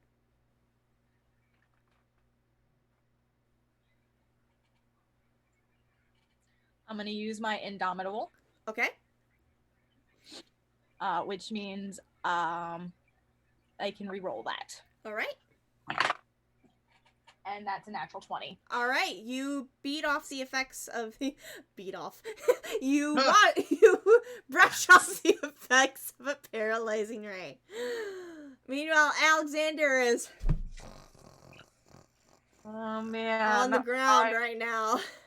I have Jack is just watching you like, the fuck's going on? Alright.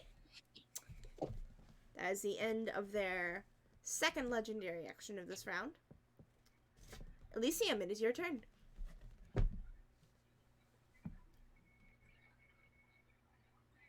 Now, I reckon we got off on the wrong foot here.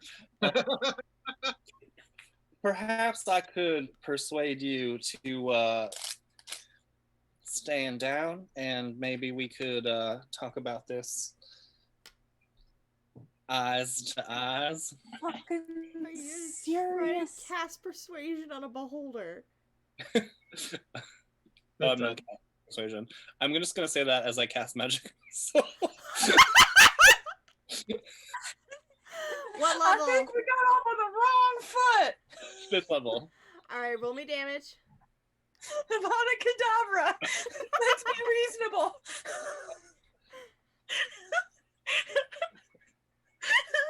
He may be asleep, but Alexander's flipping off Elysium in his head. Got off on the wrong foot. My ass. Also, should we be making foot comments to a creature that has no feet? Would that be considered offensive? Oh my god. I don't know what chaos is happening, but I'm here for this shit. It's amazing. Amazing. Oh I my love it. God. Somebody clip that shit. Oh god. Oh. Also, Madness to Diamond says natural enemy of a kitsune, karma. Yep, that's about right.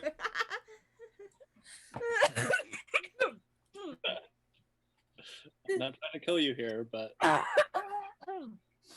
I'm also using my evocation ability to add my modifier to the damage. of Okay. One of the rolls. So that's Just let me know what the damage total is. Sure. I just need to So see. a lot of D4s you're rolling. Yeah.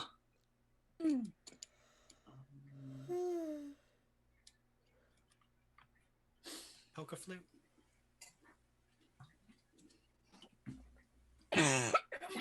Stop dying!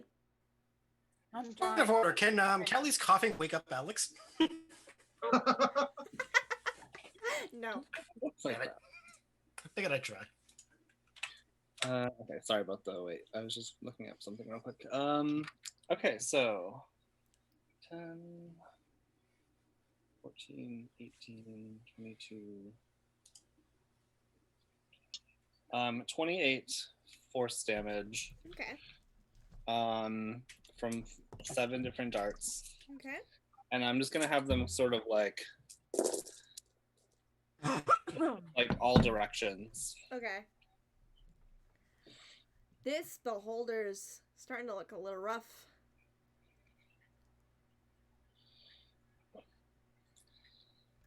Anything else you'd like to do? I'm just gonna add like a footnote. No insult intended. I will just have him cast Death Ray on you, I swear to God. I'm gonna look at Callie while I say this. I'm gonna keep attacking him if that's what your plan is, or them. However,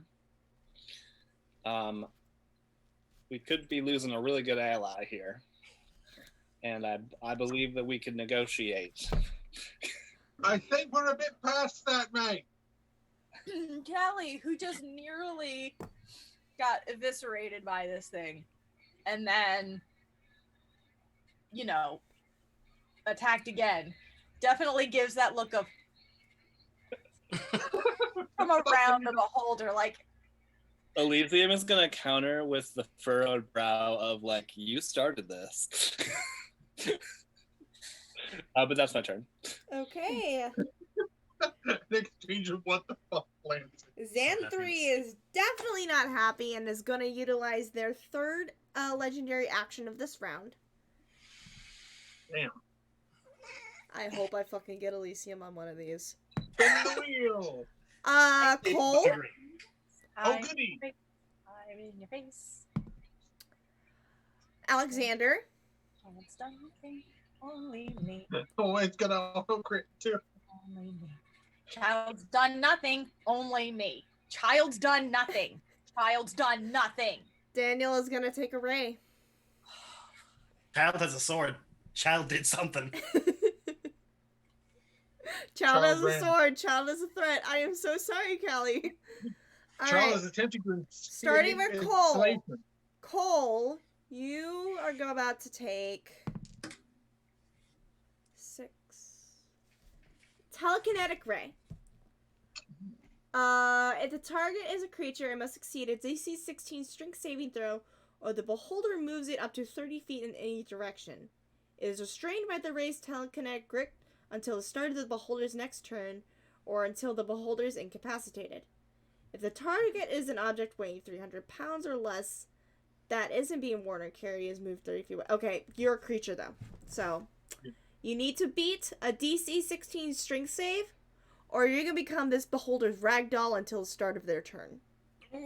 I am glad I have a fairly meaty strength. And you're outside of the anti-magic field, so you do have your advantage to saving throws. Okay, awesome. That is a 19. Alright, you beat it. You are not I'm a glad I had ragdoll. advantage, 'cause my first roll was a 2. Could have been a 10. Thank you, advantage. I love this fucking Alright. mental. Alexander, you are about to take Fear Ray. I need you to make me a DC 16 Wisdom save, or you'll be frightened for a minute. 16, you said? Technically, since he's asleep, wouldn't it be considered a nightmare ray? He's afraid. Don't encourage her! Oh wait, you're asleep! I forgot! You automatically fail. I'm sorry, bro. So you're You not having a automatically terrible fail. nightmare. Reaches through computer to strangle Cole for reminding them. Actually, since you're asleep, I'm gonna re-roll who actually is gonna get hit for this one. I mean, Let's see you who already gets. rolled it. So Since you're asleep, I'm gonna see who gets the Fear Ray instead. Daniel can't get it because he's already gonna get a ray. Elysium. Oh, I rolled Daniel. I'm gonna re-roll it. Give me Elysium. No whammies. Elysium, Yes! I need you to make me a wisdom saving throw.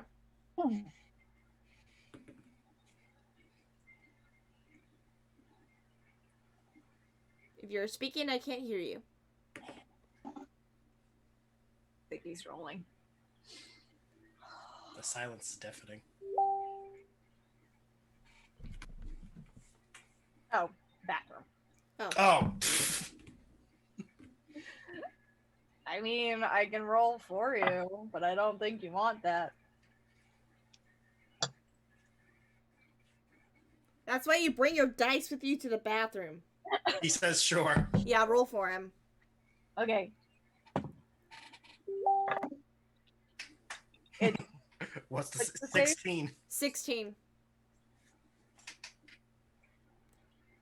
It's 16 is the save. Of Okay, I got a 10 on the dice. What type of save is it? Oh, wisdom save. Okay. Can I roll myself? Yeah, go ahead and roll yourself since you're back. I told you didn't want me to do it. Sorry. So it's against it's a magical effect, right? Yeah, it's a fear ray. Okay, I have advantage on those. Okay. So.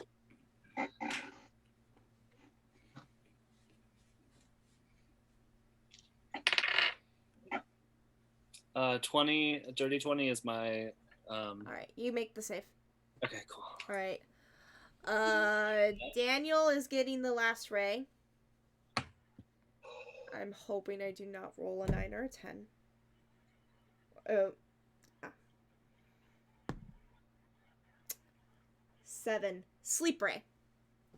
So I'm gonna roll a DC for Daniel, see if he just falls asleep or not. So, to be fair, this is the best raid that can happen to him. It is. Is also Callie possibly watching him just fucking fall. She don't know what it means. I'd say he probably has like a +2 to his wisdom saves. Did Callie take any levels in Barbarian? She's wishing she did.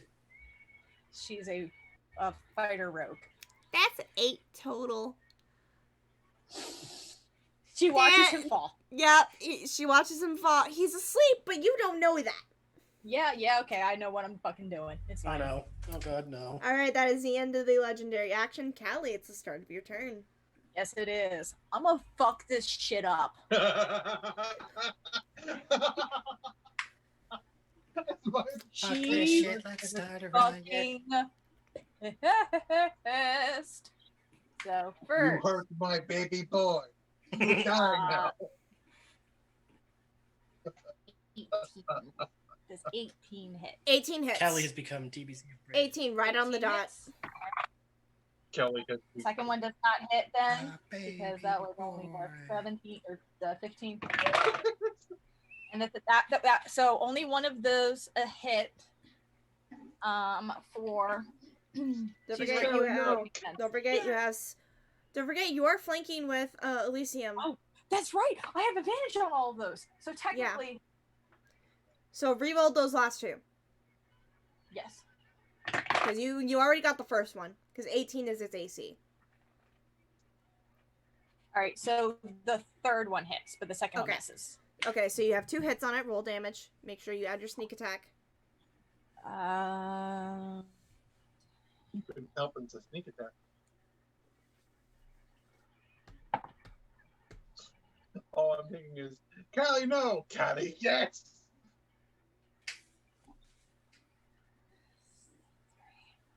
So that's 19 points of damage.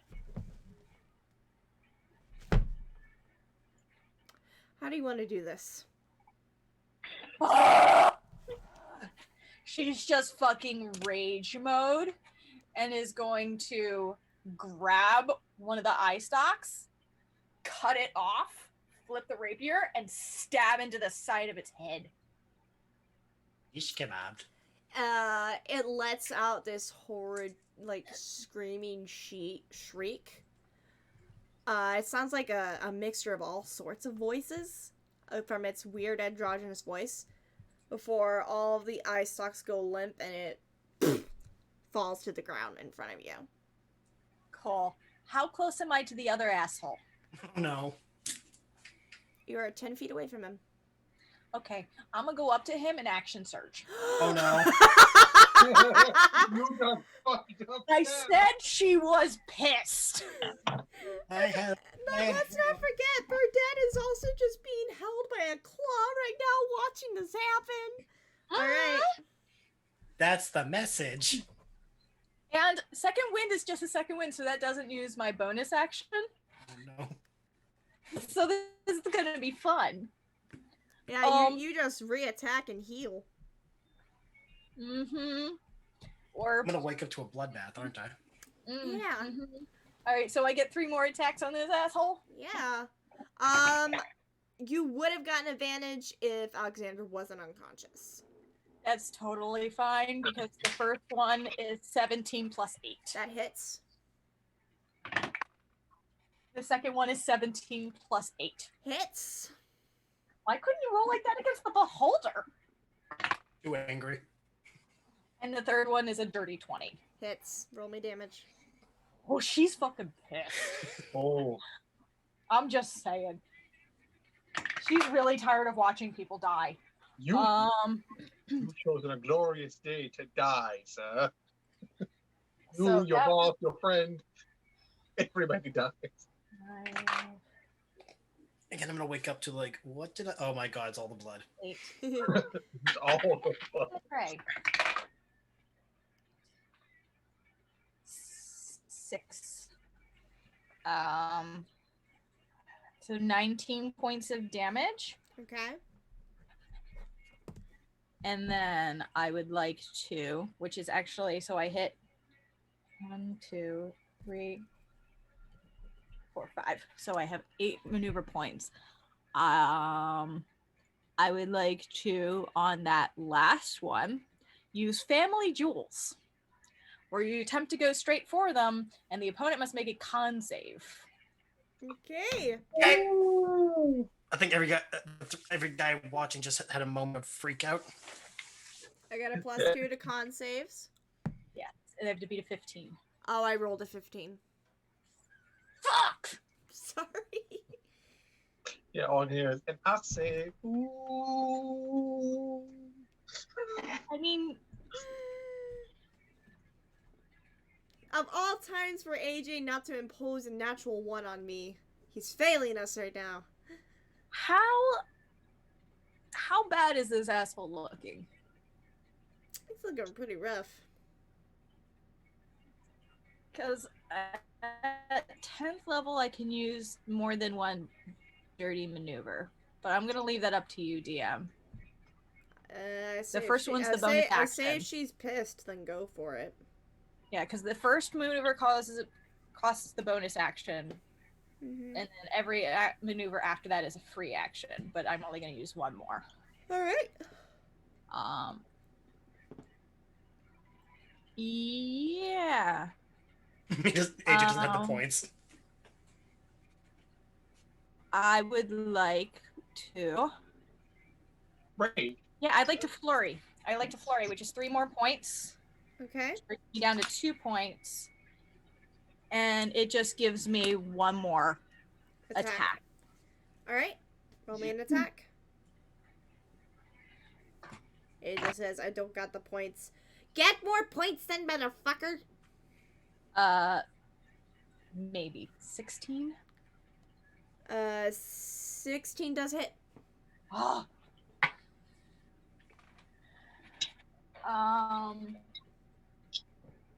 6 more points of damage. Okay, he's still standing. Okay. I'd like to quote a famous song, 2003. Will somebody wake me up? Wake me up! Wake me up inside! Sorry, she's got tunnel vision right now.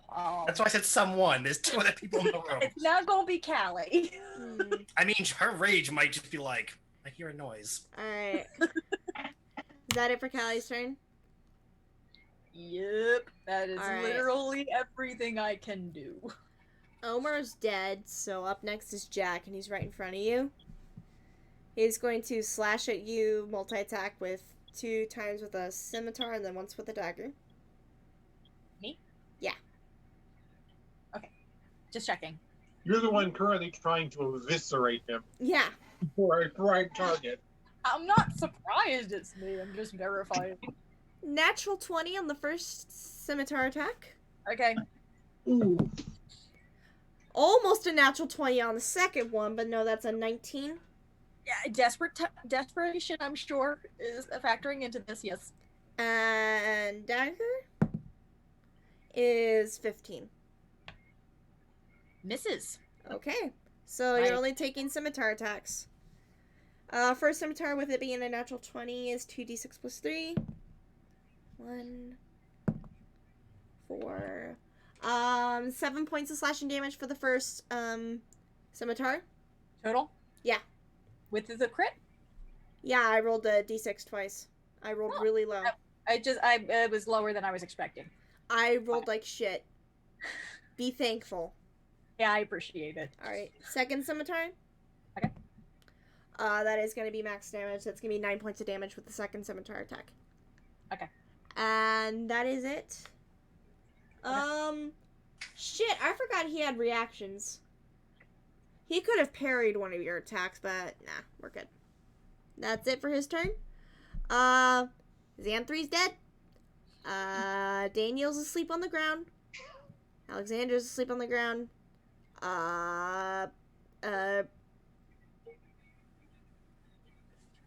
Cold. What the fuck, his face? That's being held by the claw. Yeah, Oh. Burdette is just watching all this in horror. Top of the round is Cole. There is only Jack still up.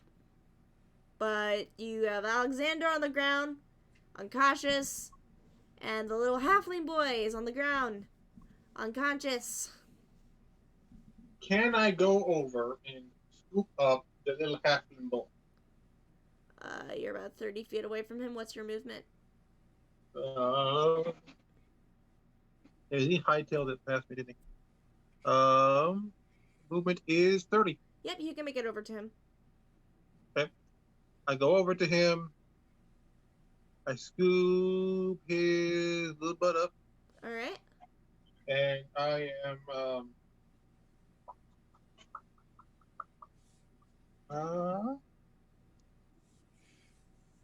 I kind of have my kind of crook of my arm.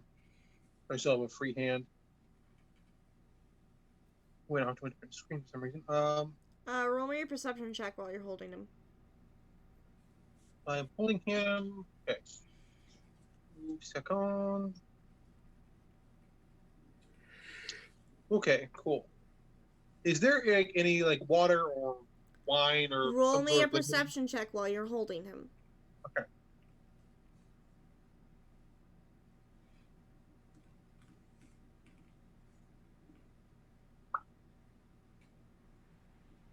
$19.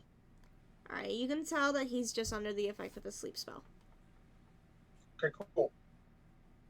He's not dying, he is I noticed- unconscious, but he's just under the effects of a sleep spell. Okay. Do I notice any liquid nearby? No. No? Except blood on the ground, nothing else. Flash his face in that. No. No. Well, I was thinking like because I have shaped water, gonna throw it at him. Is that an sleepy action? fellow. Because you used your action to pick him up.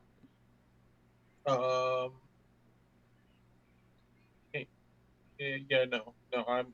I picked up the small one. Okay. That is, I was trying to say if I see if I can use a cantrip as a bonus action, and that is not one of the cantrips I can use as a bonus action. Alright. So yeah, I picked up small one. Okay. So the end of your turn? Yes. Alex, you are still asleep. Yep. So that is the end of your turn. Elysium. I am back from the restroom. Yay. Jack is still standing. He's been stabbed several times by Tally, but he's still standing.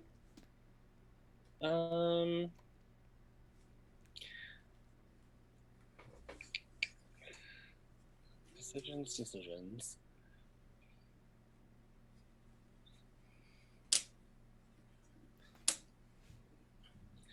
I think that Elysium's going to recognize that Callie needs to get her anger out. Oh, she's angry crying. How far is Elysium from the dude? Elysium, you're about 25 feet away because you were on the other side of Xanthri. Okay, so I don't think I could flank him.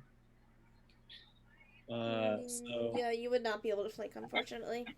okay, in that case, I am going to use. You don't have to flank per se to give her sneak attack. If you're just within 5 feet of him, she will get sneak attack damage. Oh, in that case, I'll long walk, as she hits. yeah, I'll walk over, and then I'm going to. I'm gonna walk over and look at Callie and be like, "You want to finish this guy off, don't you?" I reckon you want to kill this guy.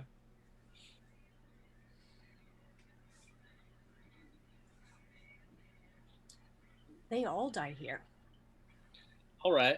And then he's going to pull out a jug and say, wine. And that's my turn. Fucking alchemy jug! Alright, Callie. Okay. It is your turn. A slice, stab. Roll me attacks. With advantage. No, not with advantage, because you're not technically flanking. But if she Oh. hits, she will get sneak attack. I thought he was within 5 feet. He's not positioned to flank. But with sneak attack, as long as he's within 5 feet, if you hit, you will get sneak attack damage. Flanking gives you advantage, which in turn will give you sneak attack. Yes. It's Well, very the weird. first one is not gonna hit because that is only a 12. Alright, that does not hit. That's gonna hit. That's What? another 17 plus 8. 17 plus 8. Yeah, his parry would not be able to beat that. Yeah, 25. And 19 plus 8. Yeah, you hit both times. His parry is not able to beat any of those. How thick was he? 11. 20. 24 points of damage. How do you want to do this? This is the tiefling bastard, right? Yes.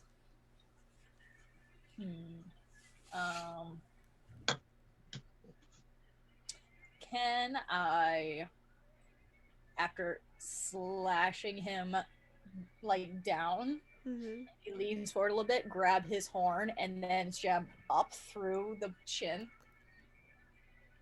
Ooh. Callie's dark, y'all. Yeah, I don't know if you realize Callie's fucking dark. she can totally do that. Unfortunate disadvantage of social species. His always been excellent handles for stabbing. I bet you all came to the stream expecting some fun D&D. Why is that guy turned into a shish kebab? Beholder, He's that been- guy, all just about. Spoiler alert. This is Yeah. not your average. Alright. So you slash Jack across his torso, and as he leans forward in pain, you grab him by one of his horns, and you yank his head out to position your blade right under his chin, and then up through into his skull. Yeah, I slow push that shit. Yeah. Blood starts pouring out of his mouth as the blade appears out through the top of his skull. And he's dead. Not all of them are. Burdette is just watching in horror and pissing his pants I was about to say. as he I is feel like there's a- restrained. Alexander is still on the ground asleep. And Cole is carrying a unconscious Daniel. Yeah, I don't know. He's unconscious technically. Yeah. I'm going over to Burdette. I mean, after you're done murdering, he and new compatriot asleep. He's just knocked out. So, Is What do you do, Callie? Are we out of combat? Sorry, I just... We are technically out of combat, but what does Callie want to do right now? you can either stab him, or I can pop his head like a brick. And there's everything else.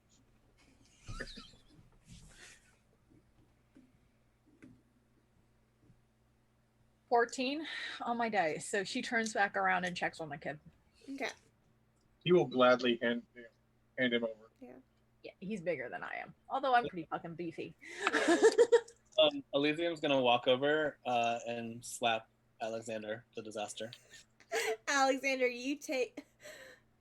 That's a crit when you slap him.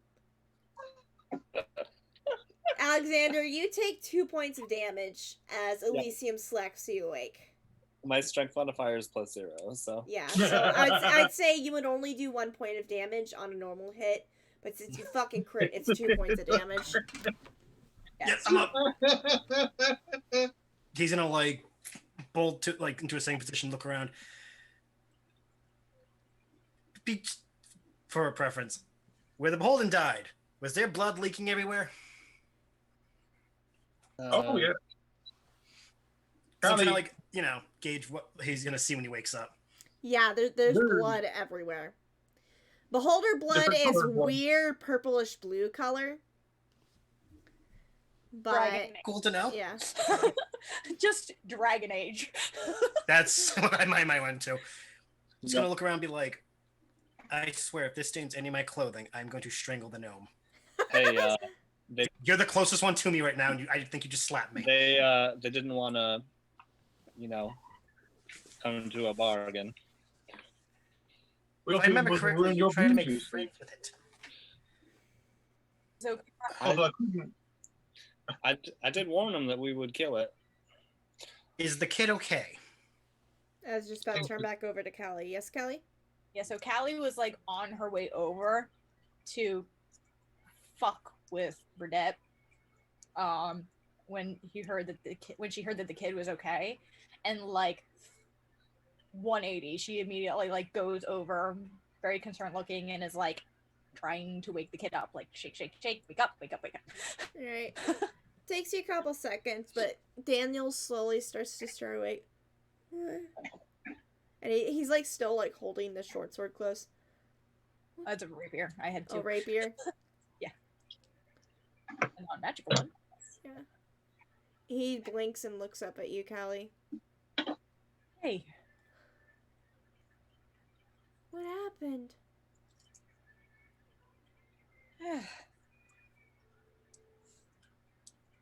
you're fine now. That's all. He glances over his shoulder and sees all the dead bodies. That's fine. Ignore that. You haven't changed one bit. Nah, Mm. wouldn't have that. And he gives you a hug, and he just holds on tight. Oh yeah, she hugs him back. Mm-hmm. One more asshole though. Hmm?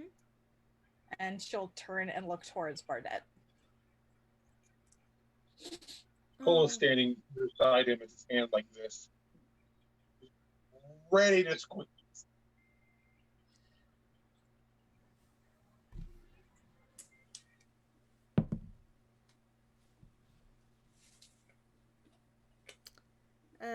Daniel just looks to you, Callie, gives you a nod, and then turns to face away from the incoming death.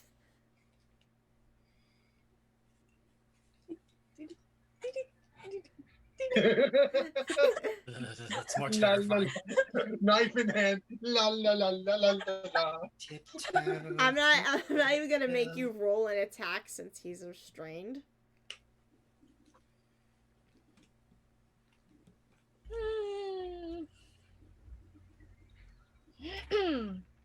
That's my excitement over this because I know everything that she's been through because of this asshole. And others. She is going to walk up to him. Hi.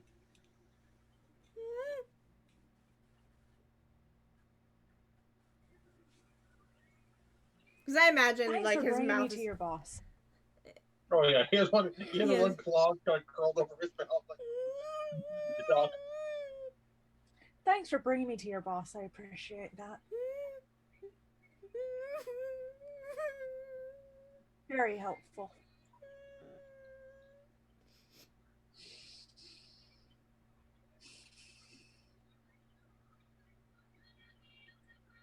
Yeah. Am I able to see all this from where I am? Or am I still like on Oh, the whole waking up state? You're probably sitting up and you're watching this.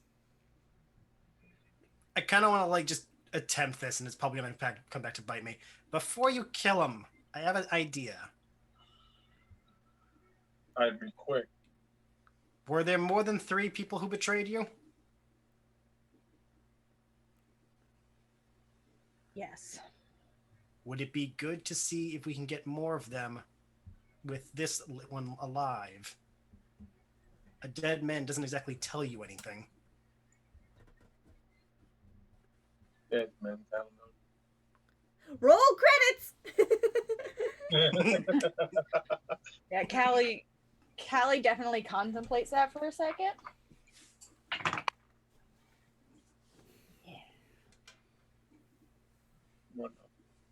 Dead man also doesn't give away where I am, and she just stabs down into him.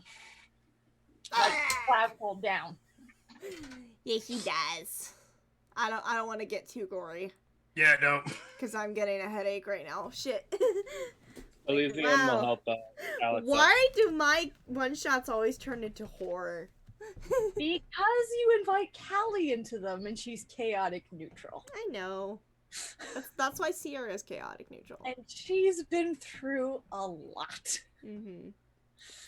Well, once he's dead, the hand just kind of tosses him aside and retreats back into the form. All right. So, There are several dead bodies here, but Daniel is awake and okay. And with Xanthri dead, no longer in his custody. And with Xanthri dead, highly likely in the next couple of weeks, this town's gonna turn into complete fucking chaos. Yeah. I'm gonna go up to Daniel Mm-hmm. and just say, let's get some food. Yeah? I know a Yeah. place. I'll take you there. Let's food and then Gem Kingdom. Yeah? Yeah. Callie, my dear, Yeah. I would be remiss to mention that we just made an enemy of an entire trade organization. wouldn't be the first time. Perhaps we should maybe get some rewards for our efforts before we exit this place. You want to go look at the book, don't you? I want to look at the books. First things first. Okay. Daniel. They never confirmed that there was a library here. Yeah, that's why I'm like, wait a minute. Yeah, he says, scared. Daniel, I are can't. were there other people here that were servants and merchandise, as you called them? Yeah, throughout the house. Go to round them up and get them out of here. I said, do you want? Say me and Cole can go around grabbing people. Yeah, I want to make sure that they're Yeah, if you guys want to go around and round up servants and slaves that are around the house, you guys can definitely do so. Yes. It seemed Xanthri was their biggest threat because they could easily just disintegrate one of them. So Xanthri didn't really have like other bandits or guards in control. So there are no other threats in the manor right now. Sweet. Elysium is going to raid the place, but every time he comes across a slave, he's going to ask for directions, and then as a footnote, be like, oh, by the way, you're free. I rolled an Do you know impulse. where the library is? Do you know where the library is? You by know the what the way. library is. I require the library. You've I'll been keep my eye emancipated. out for any particular items of interest. Forgot to say, you've been emancipated. Well, the beholder like to behold things.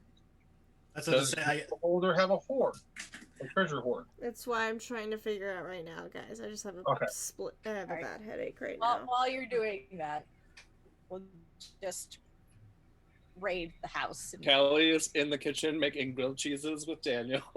Alright. actually, Callie's pulled Daniel like aside and out of view, and pulls into her bag, and pulls out a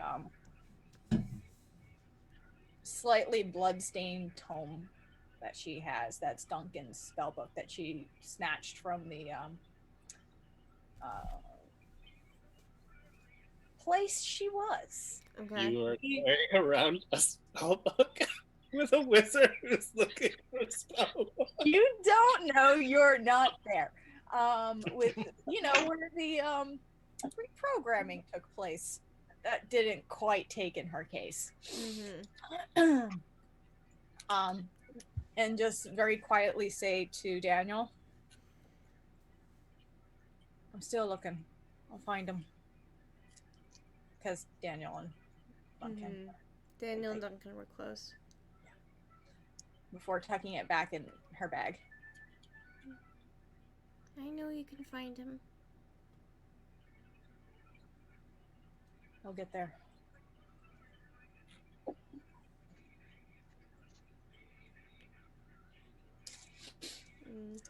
Daniel kind of pauses a moment. Maybe if you see Clara again, maybe she can help you find him. She was always good at finding things. It's a long time ago. We'll see. Okay. And you guys continue to search around the house for some loot? Yeah. Okay. I Yes, please. I yeah, I can't do that. I was going to ask if he could find any incriminating evidence that this guy was selling slaves to, like, pin down ability, but I don't think I was get that. Not in the manor. No. You would have to go back to Jack's office. Which we now know there's a ledger or two. Yeah. Okay. If you can find anything incriminating on Pendel and nobility, I'm going to bring that back. JGM Kingdom. You know the meme of Elmo? I'm Yes. going to commit Burn. arson. Yeah. All right. I think we all are on the same page on that. We want to get everyone out of the house first. All right. Kitsune, roll me a D100. Not a D100, that is. Okay. That it's a D10 and then a percentile die. Yeah, no, I grabbed my 20. You said roll. I'll roll this 5 times. No, that's not how it works. 60. 60? Mm-hmm. You find a Wand of the War Mage +1. Okay. Yep. There. Elysium. Roll me a D100. Yes, ma'am.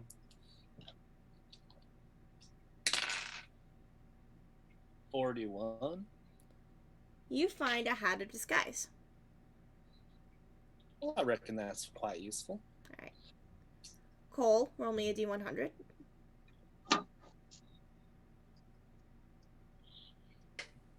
Cute. D10 and not a D10. Maybe it's a D10. Maybe first.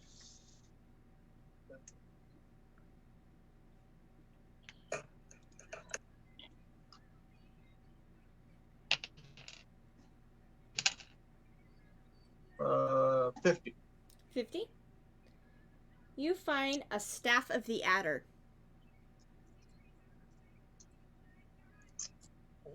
Alright. Callie, roll me a D100. 12. 12. You find a +1 dagger. Cool. Alright. I'll take it. Alright. And in grand total from this treasure hoard, you also find 1,000 gold pieces. 1,000? Yes. Okay. Now we gotta split. Cole's going to abstain. Like I don't need to worry about money. And some of these people need to have something. So split my take amongst the freed ones. Okay. So that means what we get. The 3 of us get 250 each. And then the other 250 goes to the emancipated. Yeah. Okay. I'll put in 50 for And- that. And the other emancipated are raiding the rest of the house and finding gold for themselves and items and stuff that they can carry with them and take. And this just happened to be what you guys came across. If y'all find any spell books, let me know. Ooh, this staff is neat. Just, idle curiosity. Is there any kind of like fancy clothes that I could have found while searching the place? I know there was a beholden, but guests may stay. Given this beholder had a weird collection and everything, you probably found a wardrobe full of fancy clothing. Excellent. I take 125 of my half and give the other half of mine to Daniel. Okay. Or He takes we'll give it to him when he has something with pockets. Yeah. He probably ends up fighting like a bag of holding for him to carry stuff in. So he will put the 125 gold into there. Now, Right. Alexander has one theory. Everyone bleeds. Some people just do it in better clothing. If he's bemoaning his blood pink freaking love this character. Holy shit. Oh my god, the main party needs to meet him. Oh my god. His chaos matches all of it. Yeah. I took two of my favorite pirates and combined them. If he's still bemoaning his bloodstained clothes, Cole will like snap his fingers over him and prestidigitation his clothes clean. Yeah, that's a nice trick. Oh, trust me, it comes in handy in this line of work. I feel with Callie as a friend, you need to do it a lot. Hey, I didn't attack the beholden. I tried to peacefully get your friend back. It was a beholder. It would have betrayed us the second it got the chance. Let's go find a turtle. All right. Turtle. Elysium, Turtle. I have one more thing that you find. You don't find spell books per se. However, you do find a spell scroll Ooh. for... It's a very rare spell scroll, Ooh. which means it's going to be a level 6 spell. Ooh. And I will let you choose what level 6 spell it is. Thank you. Because I didn't plan for books or anything. I want to make sure you at least leave with a spell. That's still awesome. So you get a free level 6 spell to add to your current spell book with that spell scroll. Yeah, Callie will kind of put her arm around the kid's shoulder and look at Alexander and say, not turtle, turtle. We're heading to Gem Kingdom. Haven't been there before. Right. And there is still the carriage out front that you can fit several people in if you want to take some of the emancipated with you. The rest of them will probably find transportation to leave the manor and make their way to town. We got a couple horses around. Fuck Callie. Much of these people are now without work. You seem to be a pirate. Seems you could use a crew. Merchant sailor, and I don't have my own ship. Let's be honest. These people dealt with slaves. I feel there's a ship in town that was his. I like this one. I live on a strict diet of ill-advised enthusiasm and heartfelt regret.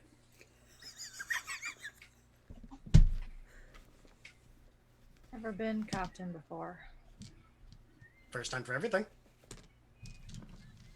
I certainly follow you. If I'm useless, oh, Just kind of look over to the kid real quick. I like the sound of Captain Callie.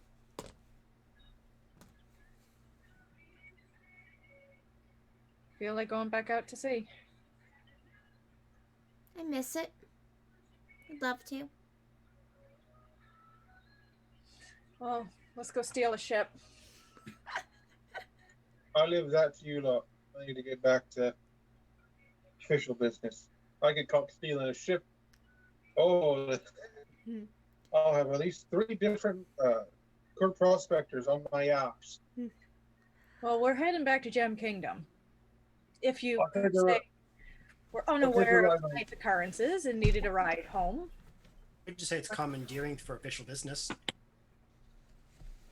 and then leave it in my hands. Service is rendered. And if we shove out with the with our turtle friend, we can still run by that dragon turtle's treasure.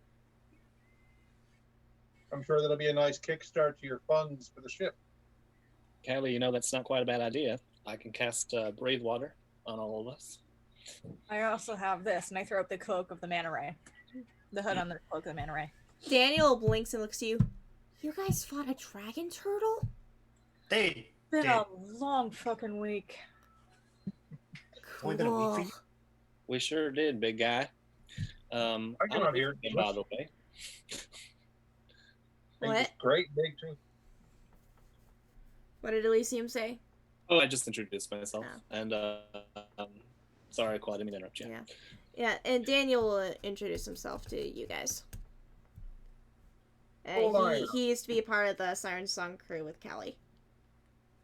It's a coal lion at your service. Alexander. I come and go, so we might see each other for a while. Callie. I know who you are. Oh shit, I'm surrounded by minnows again. Minnows. I don't like all these short jokes. Also, I think I'm taller than her anyway, so how dare she? Come on, fucking landlubbers. Just teach you how to sail. Alright, so you guys make your way back to the port town in Vandalen. For those who wish to gain legal passage across the sea, Captain Blue just needs a couple more days to fix the repairs for the Amethyst, and she will gladly offer passage back. For those who wish to commandeer a ship, Xanthri definitely had some ships of their own that were in this harbor that you easily locate a sloop. Something fast. Yeah. Just something fast. Sloops are pretty fast. Easily locate a sloop and rehome it. Take as many of the people who need a job or are heading to Gem Kingdom as want to join. Mm-hmm. Yeah, several of the people that you emancipated do join on to the ship as part of the crew or as passengers. They're eager to learn how to work at sea. And they're glad to be away from that shithole. And the last shot that we will see tonight is the sloop making its way out towards open sea and back towards Gem Kingdom. And that is the end of GKC Pirates 2 Electric Boogaloo. Oh shit, Christian's gonna kill us. I didn't go back to Stroganoff. I want to make a note that we on our way to the ships, we stopped by the office. Nope. All the paperwork. No. I'm just like, nope, I am not gonna deal with that. Yeah, 'Cause I'm gonna with go Jack ahead dead, she's and recon that you pissed. guys went and pillaged Jack's office for evidence. Oh, okay. And And I think while you were there, like, you had to eat some stroganoff. Yeah. Are you joining the crew? We ate while we pillaged. I mean, I might as well stick with you, because you just okay, you destroyed an entire crime syndicate, technically. The power vacuum alone is going to be chaotic, and I like... Cut the head off the snake. No, here's the best part. I like powerful enemies. It makes me feel important, so of course I'm going to stick with the crew. Yeah. Also, I don't trust Callie by herself with these two. One seems too goody-goody, and one seems like, well, chaos. I'm good. I'm a little good. I'm a little Alright. chaotic. Alright. It's your priorities that worry me.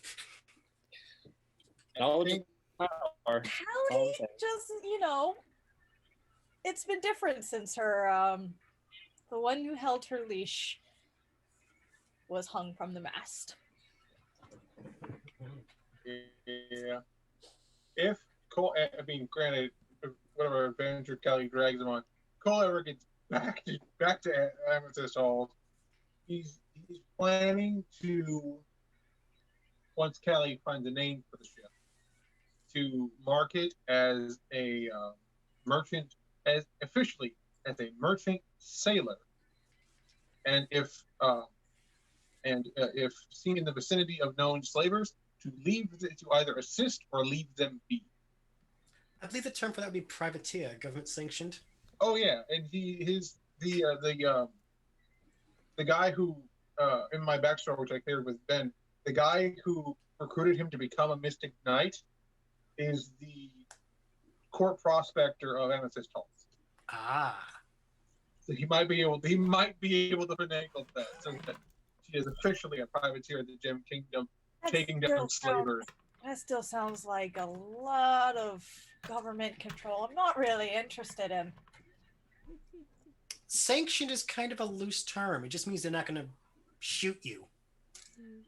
As long as you harass people they don't like. What's the fun in that? And no one likes slavers, especially not here. Alright. Alright, we're pushing past 4 hours, so I'm gonna go ahead and end the stream here. Thank you everybody who tuned in tonight for the one shot. Yes. I hope you guys enjoyed it. Oh, I enjoyed it Yeah. quite a Oh bit. my god, I'm like... So Alright. it was fantastic. I had a great time. Alright. Thank you all for watching us tonight. I will have this uploaded by Monday. Be sure to tune in next Friday, hopefully for episode 39 of GKC. We'll be back onto the main campaign. Yes. Other than that, have a good weekend, sleep well, and is it Friday yet? We'll see you all next week. Bye! Bye.